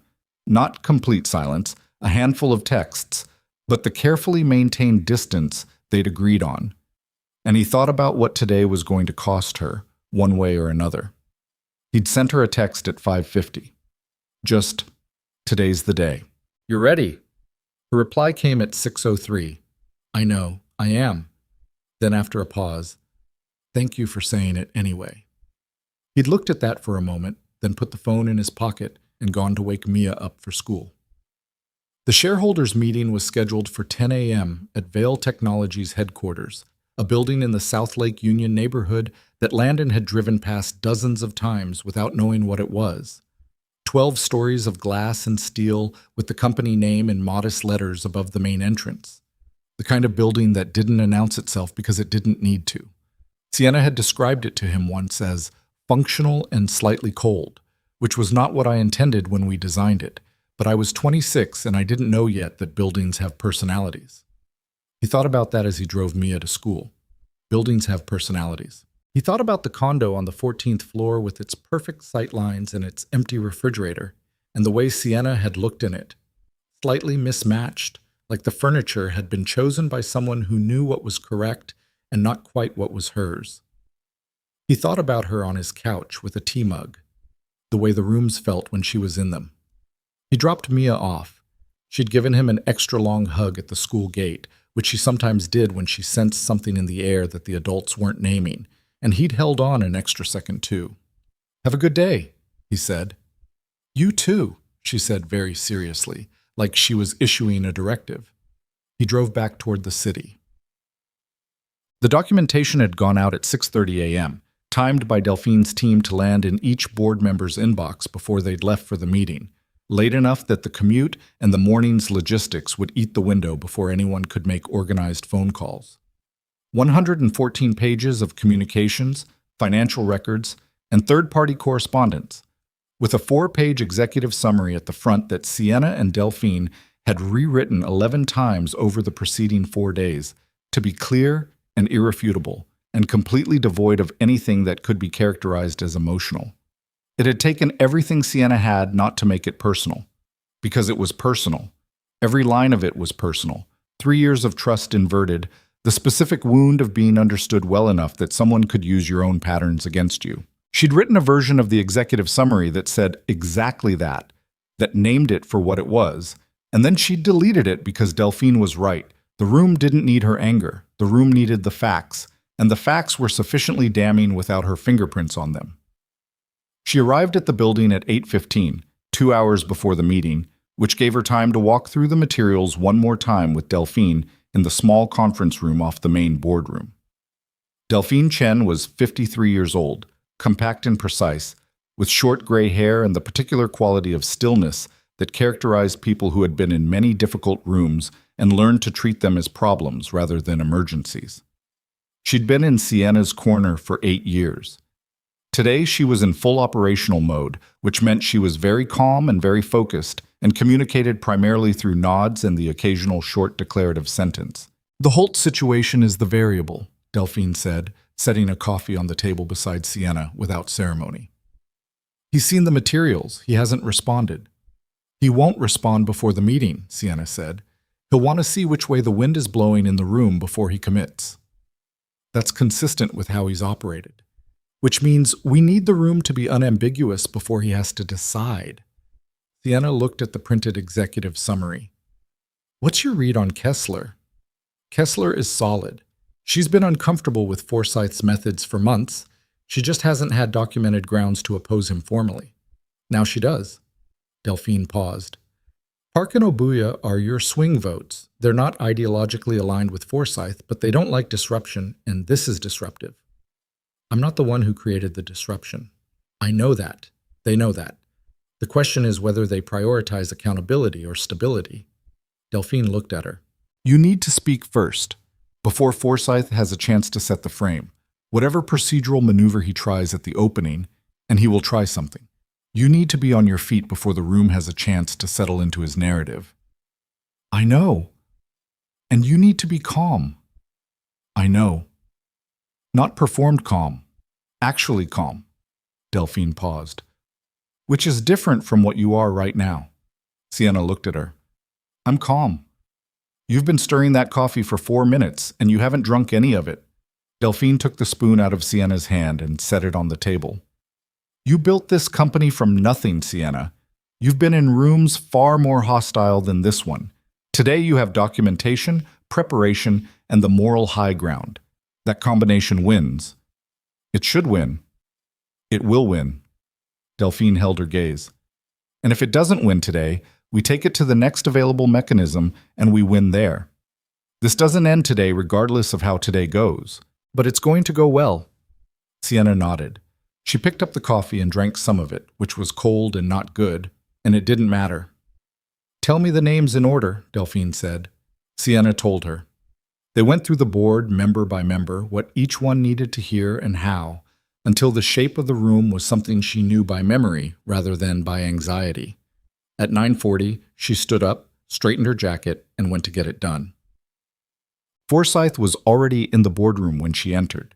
He was standing near the windows talking to one of the outside investors, a man named Reardon who had been on the board for 6 years, and whom Sienna had always found technically competent and personally opaque. Forsyth looked over when she came in. He was 61 years old, silver-haired, with the particular bearing of a man who had spent decades in rooms exactly like this one, and had learned to treat them as a natural habitat. He'd been with Vale Technology for 4 years. She had promoted him to Chief Operating Officer 18 months ago, on the basis of a track record she now understood differently. He met her eyes for a second, then looked back at Reardon. Not aggressive, not guilty, blank. The blankness of someone who had decided the outcome already and was waiting for the formalities to confirm it. She took her seat at the head of the table. The room filled in over the next 15 minutes. 11 board members total, plus legal counsel for the company, plus Delphine in her capacity as both board member and primary shareholder representative. Willard came in at 9:58, 2 minutes before the scheduled start, and sat down without looking at Sienna. Holt came in at 9:59, took the seat across from Willard, and arranged his papers with the careful attention of a man who was trying not to make eye contact with anyone. At 10 o'clock exactly, Forsyth opened his mouth. Sienna was already standing. Before we begin with the formal agenda, she said, and her voice was level and clear, and the room went quiet with the slight surprise of an interruption before the thing had properly started. I want to draw the board's attention to materials that were distributed this morning via email. If everyone can open those documents, Ms. Vale, Forsyth's voice was controlled. The agenda is for formal business items, she said, without raising her voice.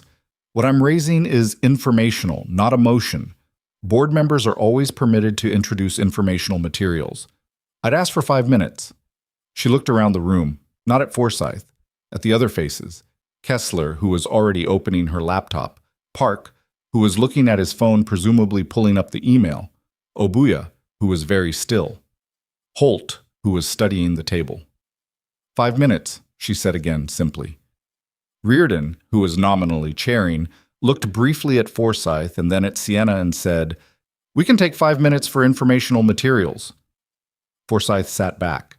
Sienna had done this before. Spoken in difficult rooms, made arguments to people who didn't want to hear them, presented evidence of things that were easier to deny than acknowledge.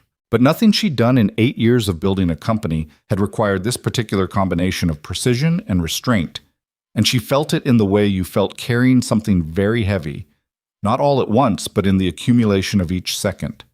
She walked them through it. The summary first, 4 pages, key points. Then the communications. She didn't read them aloud.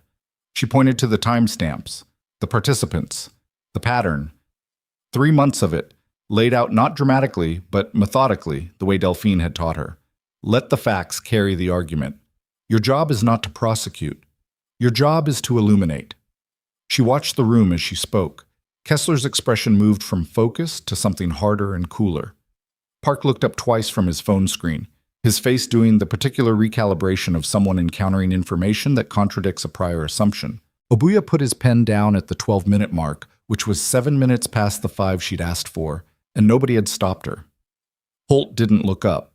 Willard looked at the table through most of it, which was the expression of a man who had already known this was coming and had decided that the performance of normalcy was his only remaining option.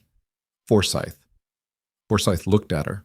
The whole time he looked directly at her, and his face was very controlled, and she looked back at him because she had earned the right to look back at him, and she didn't look away. When she finished, she sat down. The room was quiet for about 4 seconds, which in a boardroom is a long time. Then Forsyth said, "These materials represent a selective interpretation of normal business communications, and I'd suggest—" "Dean," Kessler's voice, flat, not loud. "I've read them." Forsyth looked at her. "I've read them," Kessler said again. Page 47. "The communication from you to Reardon on October 2nd. She paused. "Do you want to characterize that as normal business communication?" The silence that followed was different from the first one. Deeper, or maybe just more honest. Reardon, to his credit, looked like he was reconsidering several decisions simultaneously. The meeting ran for 3 hours and 20 minutes. Sienna didn't win every moment of it. Forsyth was skilled. He'd spent 40 years in corporate environments learning exactly how to operate in exactly these rooms, and he had moves she hadn't anticipated, and he used them. He challenged the provenance of the communications. He questioned the methodology of the summary. He proposed procedural delays that cost time and required Delphine and the legal team to counter with citations. He was not a man who surrendered easily or acknowledged things plainly, and for a significant portion of the middle of the meeting, the room had the particular quality of something that could go either way. Holt voted with Forsyth on 2 procedural questions. Sienna watched this without showing anything, cataloging it, adjusting her read of the room. Then at the 1 hour and 50-minute mark, Obuya asked Forsyth directly about the communication from November 19th, a message to Willard that was less ambiguous than most of the others, more explicit about the objective, harder to characterize as anything other than what it was. Forsyth started an explanation that involved context and framing and the particular vocabulary of someone constructing a retroactive justification, and about 90 seconds into it, Obuya held up one hand and said, "I've read it 3 times this morning. There isn't a context that changes what this says." He said it quietly, without drama, but the room heard it the way rooms hear things when they've been waiting for a direction to settle in. Park said, 5 minutes later, "I'd like to move that we table the leadership review motion currently on the agenda pending a formal investigation of the materials presented today." Kessler seconded. The vote was 7-4. Forsyth sat very still. The leadership review motion, the one that had been the culmination of the last 8 months of work against her, the one that would have begun the formal process of removing her from the company she'd built, was tabled, pending investigation. Which meant that the narrative he'd built, the strategy he'd executed, the betrayal he'd constructed over years, had not produced the outcome he'd calculated. It wasn't over. Investigations took time. Willard and Forsyth hadn't resigned and weren't going to immediately, and the work of formally resolving the governance situation would extend into the new year. She knew this.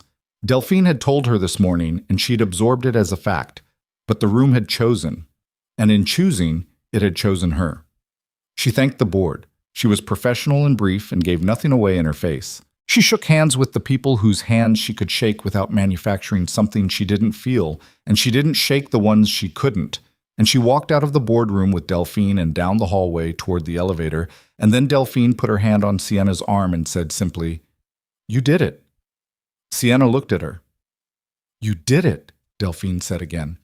And Sienna, who had held herself together through 114 pages of evidence and 3 hours and 20 minutes of the hardest professional fight of her life, felt the composure shift in a way she didn't stop.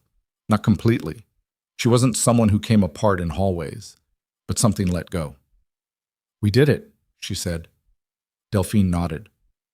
"Yes, but you built the foundation for it. 15 years ago, 8 years ago, every day in between." She paused. "Take the rest of today. I'll handle the communications." "I should—" "Sienna," Delphine's voice was firm but kind. Take the rest of today. Go find the person who deserves to hear this first. Landon was at his work site when his phone buzzed at 1:47 in the afternoon. One word, 7 to 4. He stood on a half-finished floor with cold wind coming through the open framing, and he read those 3 characters and he understood exactly what they meant. And he stood very still for a moment before he could move. He typed back, "Where are you?" A pause. Then, "Still at the office. I should probably be here for the next..." "Go home," he typed. "I'll come to you." Another pause. Then, "Okay." He told his site lead he was leaving for the day, which got him a look but no argument. Deb had been tracking the situation in the way a good colleague tracked things, peripherally and without comment. He drove to South Lake Union and parked in the visitor structure and rode the elevator to the 14th floor and knocked on the door of Sienna's condo at 3:15 in the afternoon. She answered the door, still in the blazer she'd worn to the meeting, jacket off, the formal shirt slightly wrinkled in a way it hadn't been that morning. Her hair was still up, but looser. She looked like someone who had been through something and was standing on the other side of it, taking inventory. He looked at her for a second. 7 to 4, he said. 7 to 4, she confirmed. He stepped inside, and she stepped back to let him, and then he closed the door behind him, and before either of them said anything else, he put his arms around her, and she leaned into it with the specific weight of someone who had been holding themselves together for a very long time and had finally reached somewhere they could stop. She didn't cry. He hadn't expected her to. She just leaned and breathed, and he held on, and the condo was very quiet around them, except for the muffled sound of the city below. After a while, she said into his shoulder, "It's not completely done." "I know. The investigation will take months. Willard and Forsyth are still..." "I know. I just want you to understand it's not..." "Sienna." He pulled back slightly to look at her. "I know it's not over. I also know that today was the day that mattered most, and you won it." She looked at him. Her eyes were tired and clear, and somewhere underneath the exhaustion was something that looked like relief. Not the performance of it, but the real thing, the kind that comes from putting something down that you've been carrying for so long, you forgot it was the weight that was making everything harder. "I had help," she said. "Delphine had help," he said. "I asked dumb questions. The dumb questions mattered. Then I'll keep asking them." She almost smiled. "Promise?" "Yeah," he said. "I promise." She turned away and went to the kitchen, and he followed, and she made coffee. Good coffee, from a machine that was considerably more sophisticated than anything in his apartment, with the practiced automaticity of someone who needed something to do with their hands. He sat on one of the counter stools and watched her, the same way she'd once watched him add salt to pasta, and the symmetry of it registered with a quiet satisfaction. "Tell me what happened in the room," he said. So she told him. She started with Forsyth standing at the windows and went through 3 hours and 20 minutes in approximately 40 minutes of talking, not linearly. She circled back, noted things she'd missed until they happened, gave him the context that the texts hadn't contained. He listened and he asked the occasional question, and he watched her face move through the telling. The places where the control had been hardest to hold, the moment Obuya had put his pen down, the vote. "What did Forsyth do when the vote came in?" he asked. "He sat very still," she said. "He didn't say anything. He didn't look at Willard." She paused. "He looked at me for a second before he started gathering his things. I couldn't tell what it was, not remorse, more like someone acknowledging a result, like a chess player who sees checkmate and tips their king without saying anything. "Do you feel anything about him, now that it's done?" She thought about it. "Not what I expected," she said. "I thought I'd feel angrier, or more satisfied." She looked at her coffee. "Mostly I feel tired, and a little sad, actually. Not for him. For the version of things where he wasn't this person. Where I hadn't been wrong about him for 4 years. That's not weakness," he said, "wanting the version where people don't betray you." "I know. It's just..." She stopped. "It's expensive. Caring about people is expensive, and I've been paying the bill on this one for a while." He thought about what she'd said months ago. "I've been doing math on everyone. I don't know how to trust my own read on people anymore." He thought about how far she'd come from that sentence to this kitchen, today. a win she'd earned by preparing for every angle and trusting the right people anyway. "For what it's worth," he said, "your read on me was correct." She looked at him. "From the start," he said, "whatever your read was, it was correct." She held his gaze for a long moment. Then, "I know," she said. "I've known for a while." "Then maybe the instincts are still good." She was quiet, turning the coffee mug in her hands, a gesture he'd come to recognize as her version of thinking out loud. Then she set it down. "I owe you an apology," she said. He frowned. "For what?" "For the photographs. Of Mia. I know we talked about it, and I know you said you weren't angry at me, but—" She met his eyes. "She got pulled into something she had nothing to do with because of her connection to me, and I'm sorry for that, genuinely." He was quiet for a moment. "It wasn't your doing," he said. "It was the consequence of my situation. And your situation was created by people who chose to weaponize anything they could find, including us." He paused. "You didn't make that choice. They did." "Still." "Sienna." He looked at her directly. "I'm not holding this against you. I was scared for Mia, and I was angry, and I pulled back because I needed to protect her. Not because I blamed you." He paused. "The people who did that are going to face what's coming from the investigation. That's the consequence that matters." She absorbed this, nodded slowly the way she did when she was accepting something she'd been holding against herself and finding it lighter than expected once someone else held it for a moment too. "How is she?" Sienna asked. "Mia?" "Good. She asked about you a few days ago." Something moved through Sienna's face. "She did?" "She wanted to know if you were okay. She'd heard something at school about people being mean on the internet." He paused. "She said it wasn't fair." Sienna looked at the counter for a moment. "She's 6, she said quietly. "She's Mia," he said. "She has a firm concept of fairness." "What did you tell her?" "I told her you were working on fixing it." She was quiet for a moment. When she looked up, her expression had the quality he'd seen once before, in the diner in Burien, when she'd told him she cared about him, under the fluorescent lights. That thing underneath the armor, the thing she didn't always let show. "I want to see her," Sienna said. "If that's—" "I want to, when this settles enough." "She wants to see you," he said. "That's already decided from her end." Sienna laughed, a small, real sound. "She's remarkable." "She is," he said. "I'll tell her you said so." "Don't. She'll be insufferable about it. She'll be right about it, which is worse."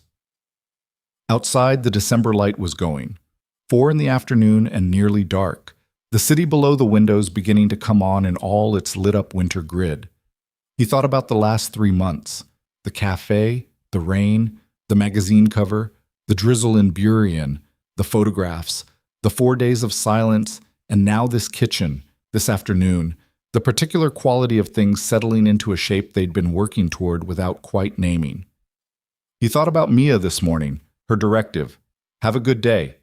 He thought it had been one, despite everything. "What do you need tonight?" he asked. She looked at him. "What do you mean?" "Same question as always. Do you want to debrief the whole thing, or do you want to just be somewhere quiet?" She thought about it. "I want to be somewhere quiet," she said. "With you. I need to pick up Mia at 5:30. "I know."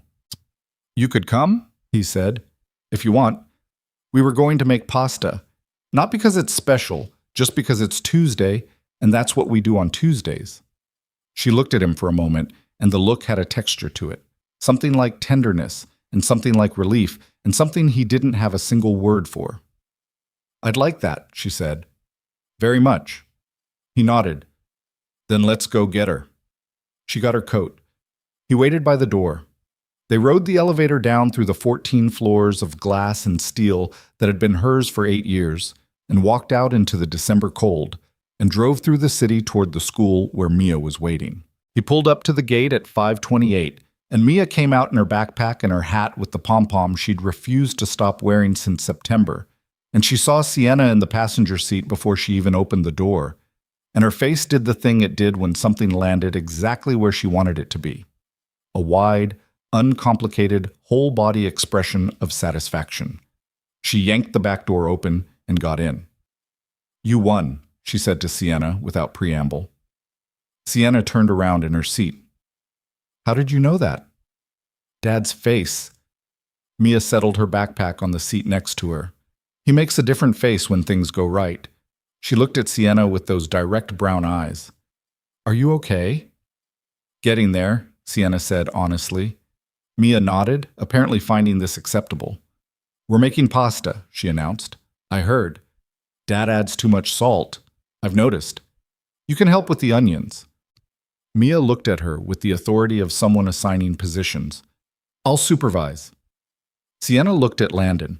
He kept his eyes on the road, but she could see his expression, the one Mia had described, the face he made when things went right. "Sounds like I'm supervised," Sienna said. "You're supervised," Mia confirmed, pulling out her library book and opening it to a page dense with photographs of humpback whales, apparently already past the dolphins. Landon pulled out of the school lot and into the early dark of a December evening, the city doing its ordinary winter thing around them, and the car was warm and quiet in the particular way it was quiet when everyone in it was comfortable enough not to fill the silence. He didn't say anything about what had happened today, or what came next, or what the new year would require as the investigation unfolded. There would be time for all of that, and it would ask things of both of them, and neither of them was under any illusion that the hard parts were entirely over. But right now there was a car, and a December evening, and a child reading about whales in the back seat, and the woman next to him was watching the city go by with an expression he'd never quite seen on her face before. Open, unguarded, not performing anything for anyone, just present in the way people sometimes were when they finally stopped bracing for impact. He reached over and put his hand over hers, briefly, on the center console. She turned it over and held on. Neither of them said anything. The lights of the city moved past the windows, and they drove home. The pasta was oversalted. Not dramatically. It was still edible, still good by most reasonable standards. But Landon had been distracted at the stove, his attention pulling between the boiling water and the sound of Sienna and Mia at the kitchen counter. And he'd added salt twice without registering that he'd already added it once, which was exactly the kind of thing Mia had been predicting for months. She pointed it out immediately, with the quiet satisfaction of someone whose assessment of a situation had been officially confirmed. "I told you," she said. "It's fine," Landon said. "It's salty." "It's seasoned." "Those aren't the same thing." Mia looked at Sienna. "Tell him those aren't the same thing." Sienna, who was eating her pasta with complete equanimity, looked up from her plate. "I'm not getting involved." "You're already involved. You're sitting right here." "I'm a neutral observer." "You said earlier that he adds too much salt. In the car." Sienna looked at Landon. Landon looked at Sienna. Sienna put another forkful of pasta in her mouth and focused with great intensity on the middle distance.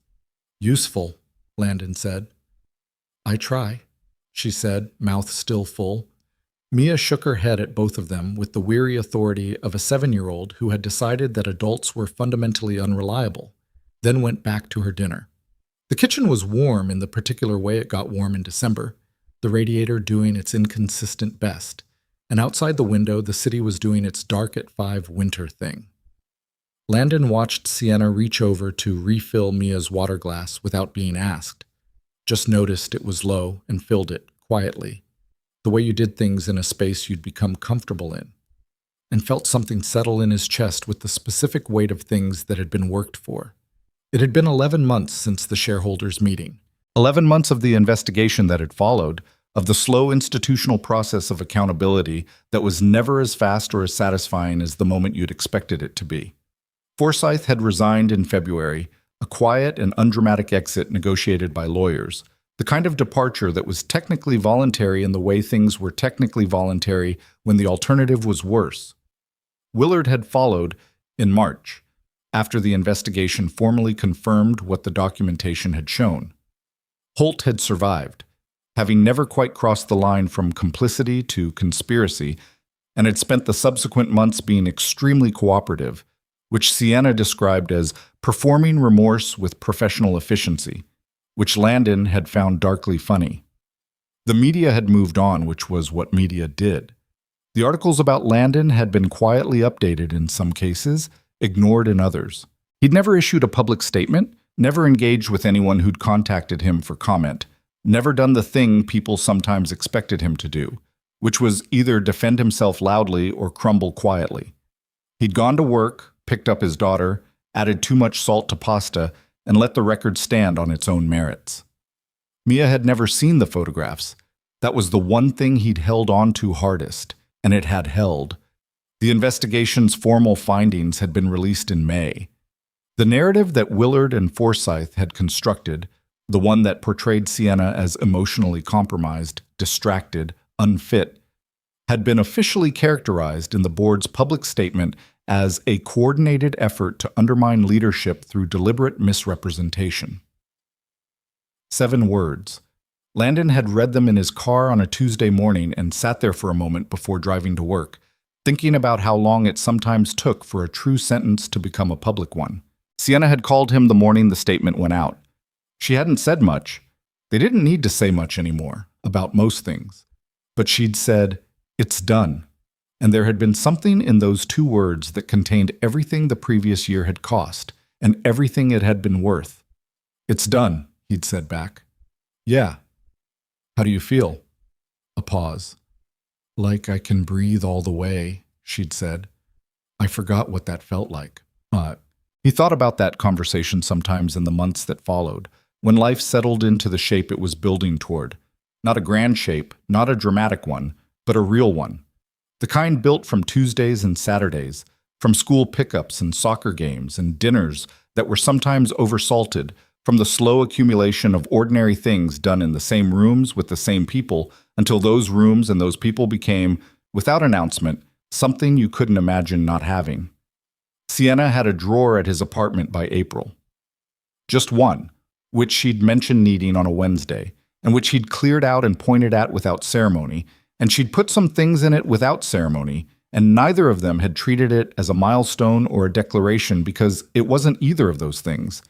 It was a drawer. It was practical, and the not making it into something was, in its own way, its own kind of statement. She came to dinner twice a week, usually. She attended Mia's soccer games with the same thermos of coffee and the same genuine investment in the outcomes, which Mia accepted as completely normal in the way children accepted things that had been consistent long enough. She and Mia had, over the year, developed their own specific dynamic that operated largely independent of Landon. A running disagreement about whether dolphins or whales were more intelligent that had apparently been ongoing since March and showed no signs of resolution. A shared and slightly baffling enthusiasm for a British baking competition that they watched together on Saturday afternoons, while Landon did other things because he'd been excluded from the viewing sessions after making one comment about fondant that had been deemed insufficiently respectful. He found this deeply satisfying, for reasons he couldn't entirely explain and didn't try to. His sister Renata had met Sienna in the spring. Landon had been braced for the particular quality of attention Renata brought to people he cared about. Thorough, loving, and not always comfortable, but it had gone better than he'd expected, which was to say that within 40 minutes of meeting, Renata and Sienna had been in what appeared to be an entirely serious argument about urban zoning policy that had lasted through dinner and resolved itself over dessert with a declaration from Renata that Sienna was the first person Landon has ever been with who can hold a position under pressure, which is extremely important. "I'll take it," Sienna had said. "You should," Renata had said. "I don't give it often." He'd watched this from across the table and thought, this is what it looks like when the right things fit. The cafe was Mia's idea. They were walking along the waterfront on a Saturday in October. Overcast, seasonably cold, the kind of day that felt honest about what it was without trying to be anything else. And Mia had stopped in front of a cafe with a blue awning and said, "Isn't this the place?"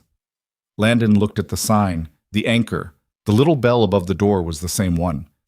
"Yeah," he said. "It is." "This is where you met," Mia said. This was not new information. She'd asked about it months ago in the specific way she sometimes circled back to things she'd been thinking about, and they told her a version of it that was accurate and age-appropriate. "Can we go in?" Landon looked at Sienna. Sienna looked at the cafe, then at him, with an expression that was slightly amused and slightly something else, harder to name. "Sure," Sienna said. They got a table. The same window booth was occupied by 2 college students with laptops, so they sat in the middle of the room instead, which was fine. Mia ordered hot chocolate with the authority of someone who knew what she wanted and wasn't taking questions. Landon ordered coffee. Sienna ordered tea, then looked at it when it arrived and said, "I keep doing this. I don't actually want tea." "Muscle memory," Landon said. "I ordered tea the first time we were here because I was cold and not thinking clearly," she said. "I know. I've ordered it every time since, apparently. You're a creature of habit. I'm a creature of stress responses," she said. "There's a difference." "Is there?" She considered it. "Maybe not," she admitted. Mia was looking around the cafe with the absorbed interest she brought to new spaces, cataloging things, the exposed brick, the jazz coming from somewhere, the specials board above the counter. Then she looked at both of them. "What was it like?" she asked. "The first time." "Awkward," Landon said. "Very awkward," Sienna confirmed. "Because of the canal?" "Because of the canal, and because first meetings are generally awkward," Sienna said, "even when nobody's been in a canal." "Were you nervous?" "Very," Sienna said. Mia looked at Landon. "Were you?" "I almost left before she got here," he said. Mia looked at him with an expression that clearly communicated that this would have been an error of significant consequence. "Why?"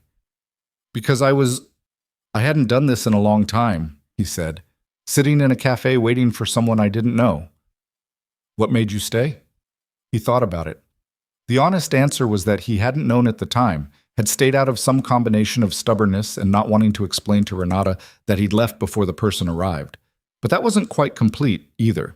He'd sat in that window booth watching the rain and thought once about what it meant to close yourself off from things, and whether there was a version of caution that was just another word for fear. "I was curious," he said. "About who was going to walk in?" Mia appeared to find this satisfactory. She turned to Sienna. "What about you?" "I was late," Sienna said, "and covered in mud, and I was fully prepared for him to take one look at me and decide he had better things to do. But he didn't. He told me to sit down," Sienna said. "Which was—" She paused. It was the right thing to do.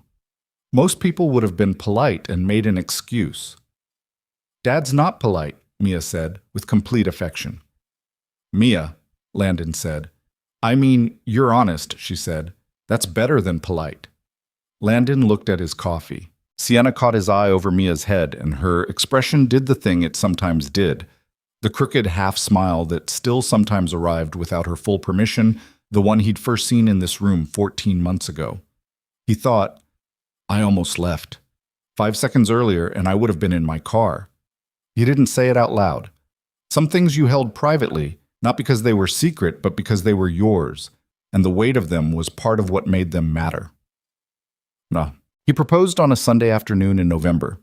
It was not a planned thing, which was perhaps the most honest thing about it. He had thought about it, had been thinking about it for months, in the tentative back-and-forth way you thought about things when you were someone who had learned to be careful with certainty.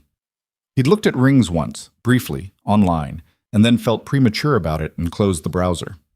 He'd talked to Renata about it in September, a short and characteristically direct conversation in which she'd said, "Do you want to?"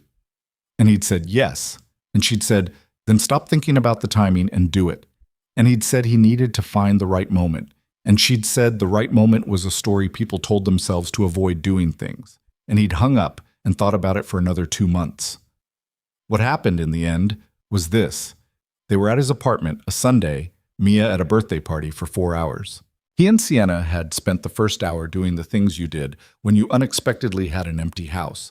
Nothing particularly significant, just the quiet domestic things that were underrated in their own right. She'd been reading on the couch. He'd been at the table looking at something for work. The radiator had been making its noise.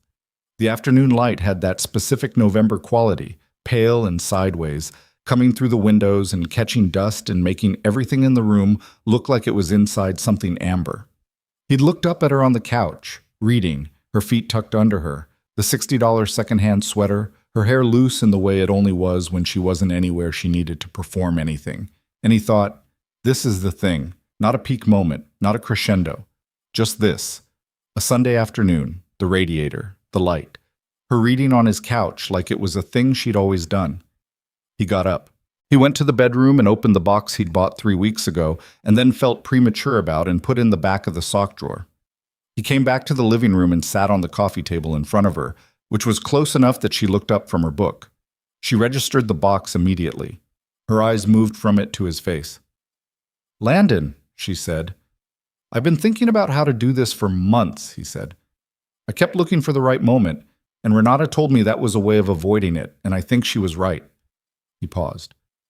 "So this is just a Sunday, and I love you, and I've loved you for a long time, and I want the Sundays to be ours." She was looking at him with an expression he hadn't seen precisely before. Not the composure, not the armor, not even the version of her that had stood in a boardroom and said the difficult true thing. Something more stripped than all of that. "All of them?" she said. "All of them." She looked at the box for a long moment. He could see her breathing. "We're imperfect people," she said, quietly, like she needed to say it. "Extremely," he agreed. "We're going to be bad at things. Frequently. I work too much. I have a company that's going to keep demanding things from me, and there are going to be periods Sienna." He waited until she looked at him. "I know.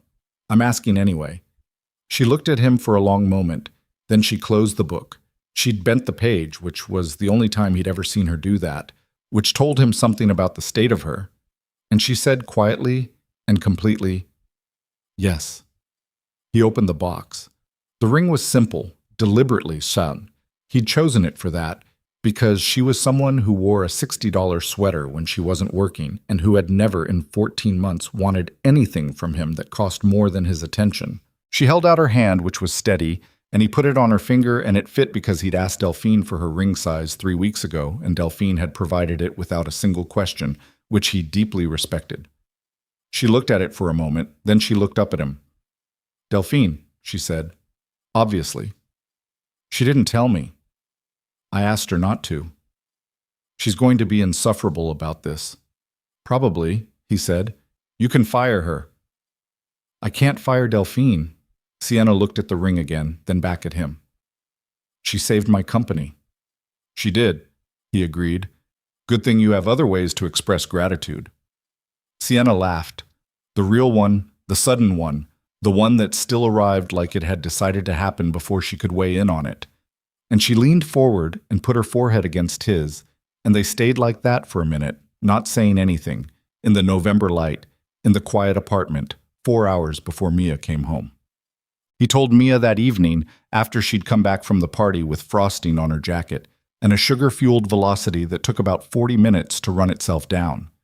She was on the couch in her pajamas, the momentum finally spent, when he sat next to her and told her. She looked at him for a moment. Then she looked at Sienna, who was in the armchair across the room with a careful expression, waiting. "So she'll live here?" Mia said. "We'd figure that out together," Landon said. "With us?" "That's the idea." Mia looked at Sienna. "Your apartment doesn't have enough drawings on the refrigerator," she said. "That's true," Sienna said. "It doesn't. I can fix that." "I know you can." Mia appeared to run some private internal calculation, then nodded once with the gravity of a board vote. "Okay," she said. "Okay," Landon said. "Yes, okay."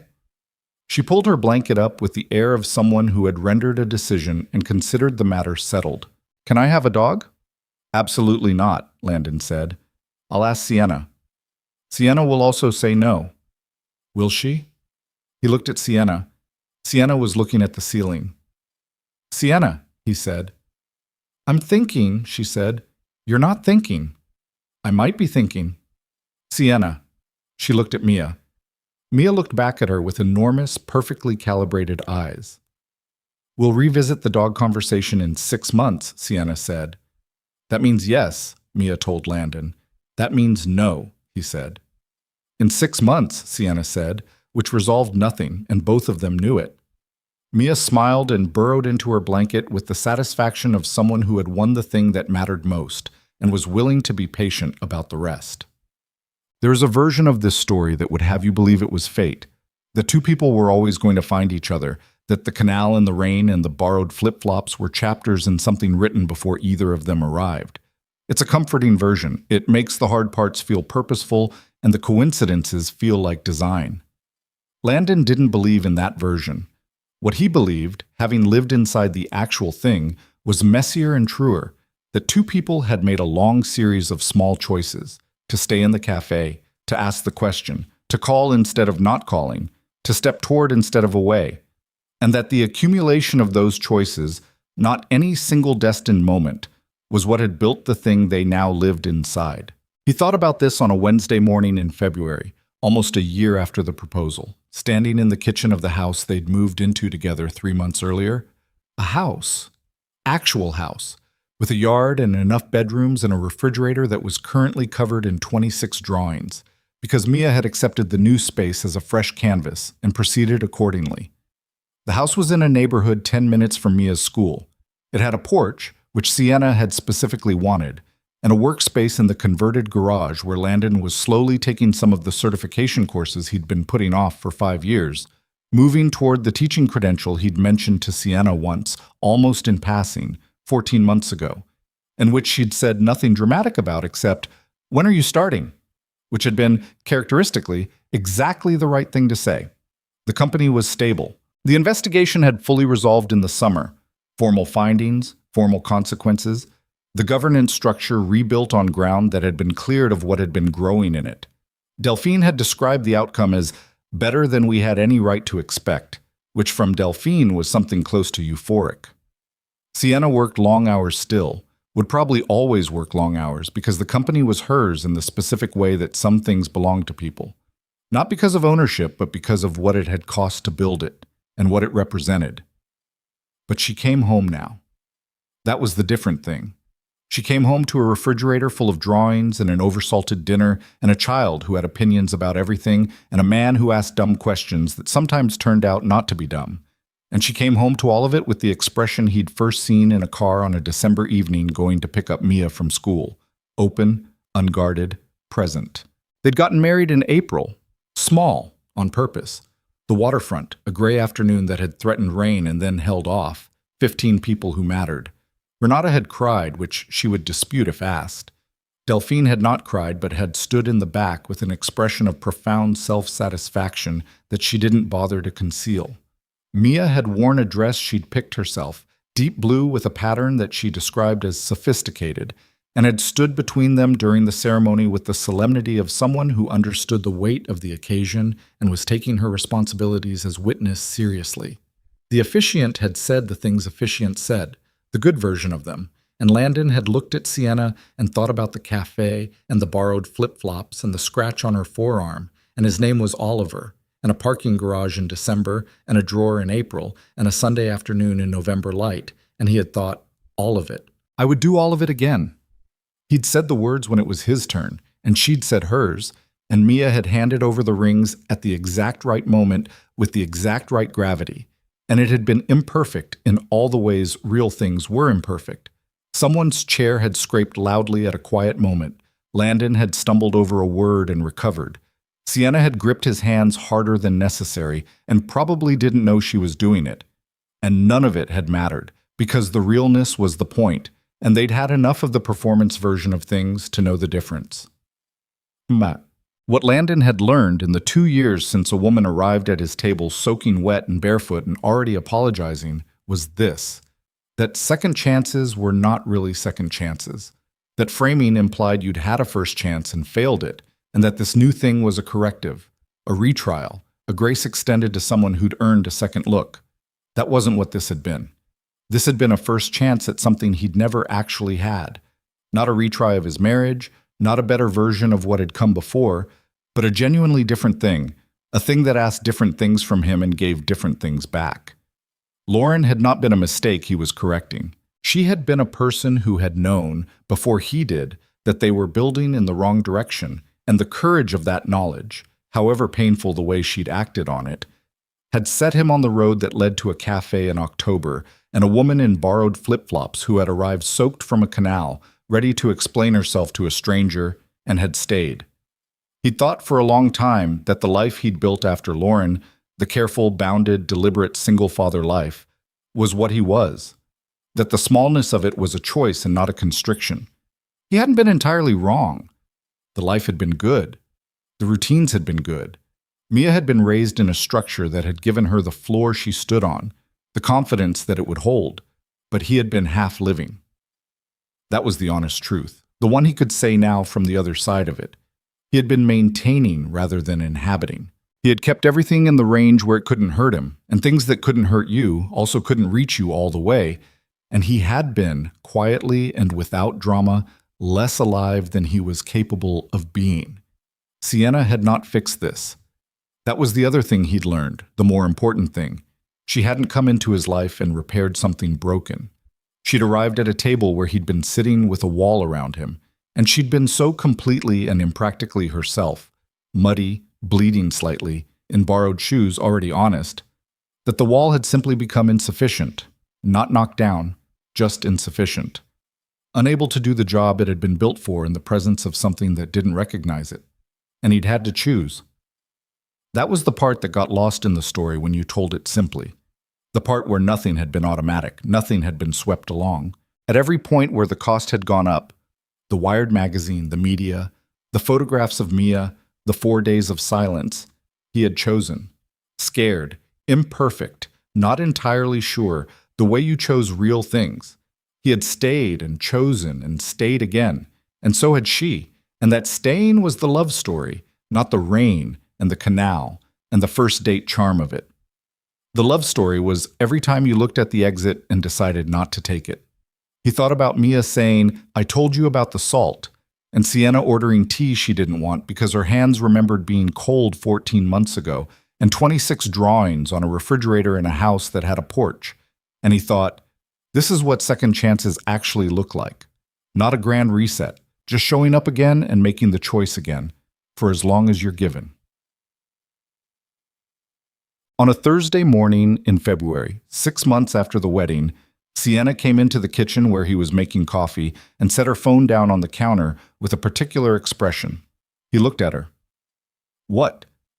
"Nothing bad," she said quickly. "Just Oliver." He frowned. It took him a second. "The kid from the canal?" "His mother she'd been following up, periodically, through the company's communications team because she didn't have my direct contact." Sienna looked at the phone. "He's 7 now. He started 2nd grade." She paused. "She sent a photograph." He looked at the phone. A school photograph, the kind with the blue background, of a boy with a gap in his front teeth and a slightly too large collar and an expression of complete confidence. Oliver. His name was Oliver. That's what his mother kept saying. Oliver, Oliver, Oliver. He stood there for a moment with the coffee still in his hand. "He looks like a handful," he said. "He does," Sienna said. "Good." She picked the phone up and looked at the photograph for another moment, then set it face down on the counter in the way she did when she wanted to hold something privately. He watched her turn back toward the window, the February light on her face, and he thought about a woman jumping down into a flooded canal in an $1,100 blazer because there was a child in the water, and she was the person who was there. And he thought about how that was who she had always been, underneath everything, the company and the armor and the composure. Just a person who did the thing that needed doing because someone had to. He'd fallen in love with that person, specifically. Not the CEO on the magazine cover, not the $3.2 billion, or the board and the strategy and the war she'd won for what she'd built. The woman who showed up at a table soaking wet with a story about a kid named Oliver and who'd carried that name gently in her voice all the way through the months that came after. "You should write back," he said, to his mother. "I did," she said, "last night." She turned from the window. "I told her he looked like a kid who knew where he was going." "Does that show in a school photograph?" "It showed in his," she said. "Trust me." He handed her the coffee he'd made, which was hers. He'd made hers first, which had become an automatic thing so long ago he couldn't remember deciding to do it. She took it without comment, which was its own kind of language, the kind that accumulated over years.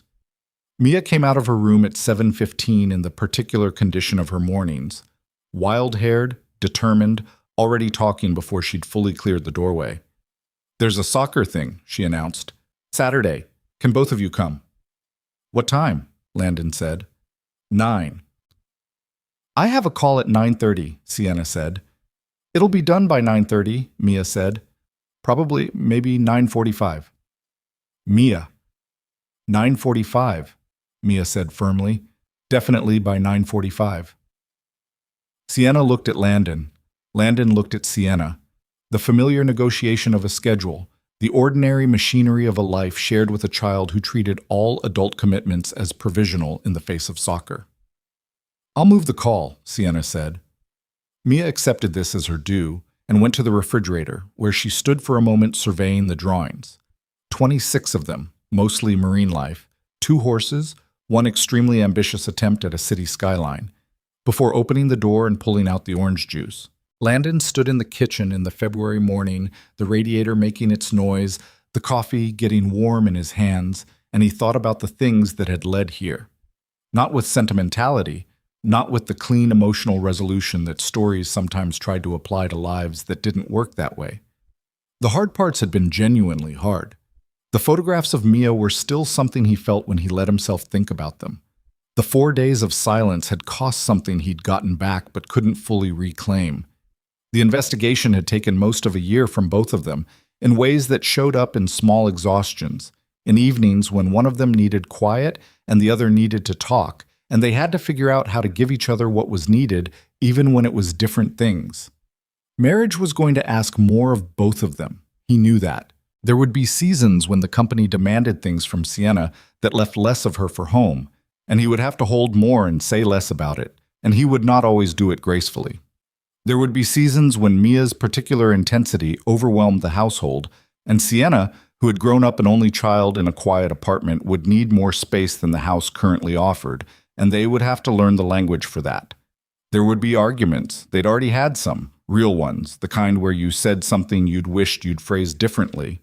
And the arguments would get easier to resolve, probably, with practice, the way most things did. He knew all of this. He wasn't standing in his kitchen with rose-colored anything. He was standing in his kitchen with coffee and a 7-year-old holding the orange juice and the woman he'd married looking at a photograph of a boy named Oliver in the February light, and the knowing of what it would cost didn't make him want it less. That was the thing. That was the actual thing. The thing he'd spent the years before this living without knowing he was missing it. Wanting something enough that the cost didn't make you want to put it down. Being all the way in instead of managing the distance. He had been careful for a long time. Careful was not bad. Careful had raised a child who knew the floor would hold. But careful, alone, was not a life. It was a waiting room. He was done waiting. Mia poured her orange juice, spilled a small amount on the counter, said oops without particular remorse, and climbed onto the counter stool. Sienna wiped the spill with the dish towel that lived next to the sink, without comment, without making a production of it. Landon started making toast because it was Thursday, and on Thursdays Mia wanted toast, and the kitchen was warm and a little loud with the radiator and the toaster, and Mia's running commentary about the soccer thing on Saturday and whether the other team had a fast left midfielder. And outside the window, the city was doing its ordinary morning thing, and none of it was exceptional, and all of it was his. He thought once more about a cafe in October and a woman who had showed up late and soaking and had stood at the edge of his table with a story she owed him, and steady hands, and a voice that didn't apologize for itself. He thought about what would have happened if he'd been 5 seconds faster. He thought, I would have missed everything, not just the good parts, everything. The hard parts and the difficult seasons and the arguments about things that weren't worth arguing about and the 4 days of silence and all of it, the whole weight of a real life shared with a real person. He would have missed it. He had not missed it. The toast came up. He put it on a plate. He handed it to Mia, who said thank you in the absent way of someone thinking about left midfielders. And Sienna looked up from her coffee and caught his eye across the kitchen, and she smiled. The real one, the crooked one. the one that still arrived a little before she'd decided to let it. He smiled back. The morning went on.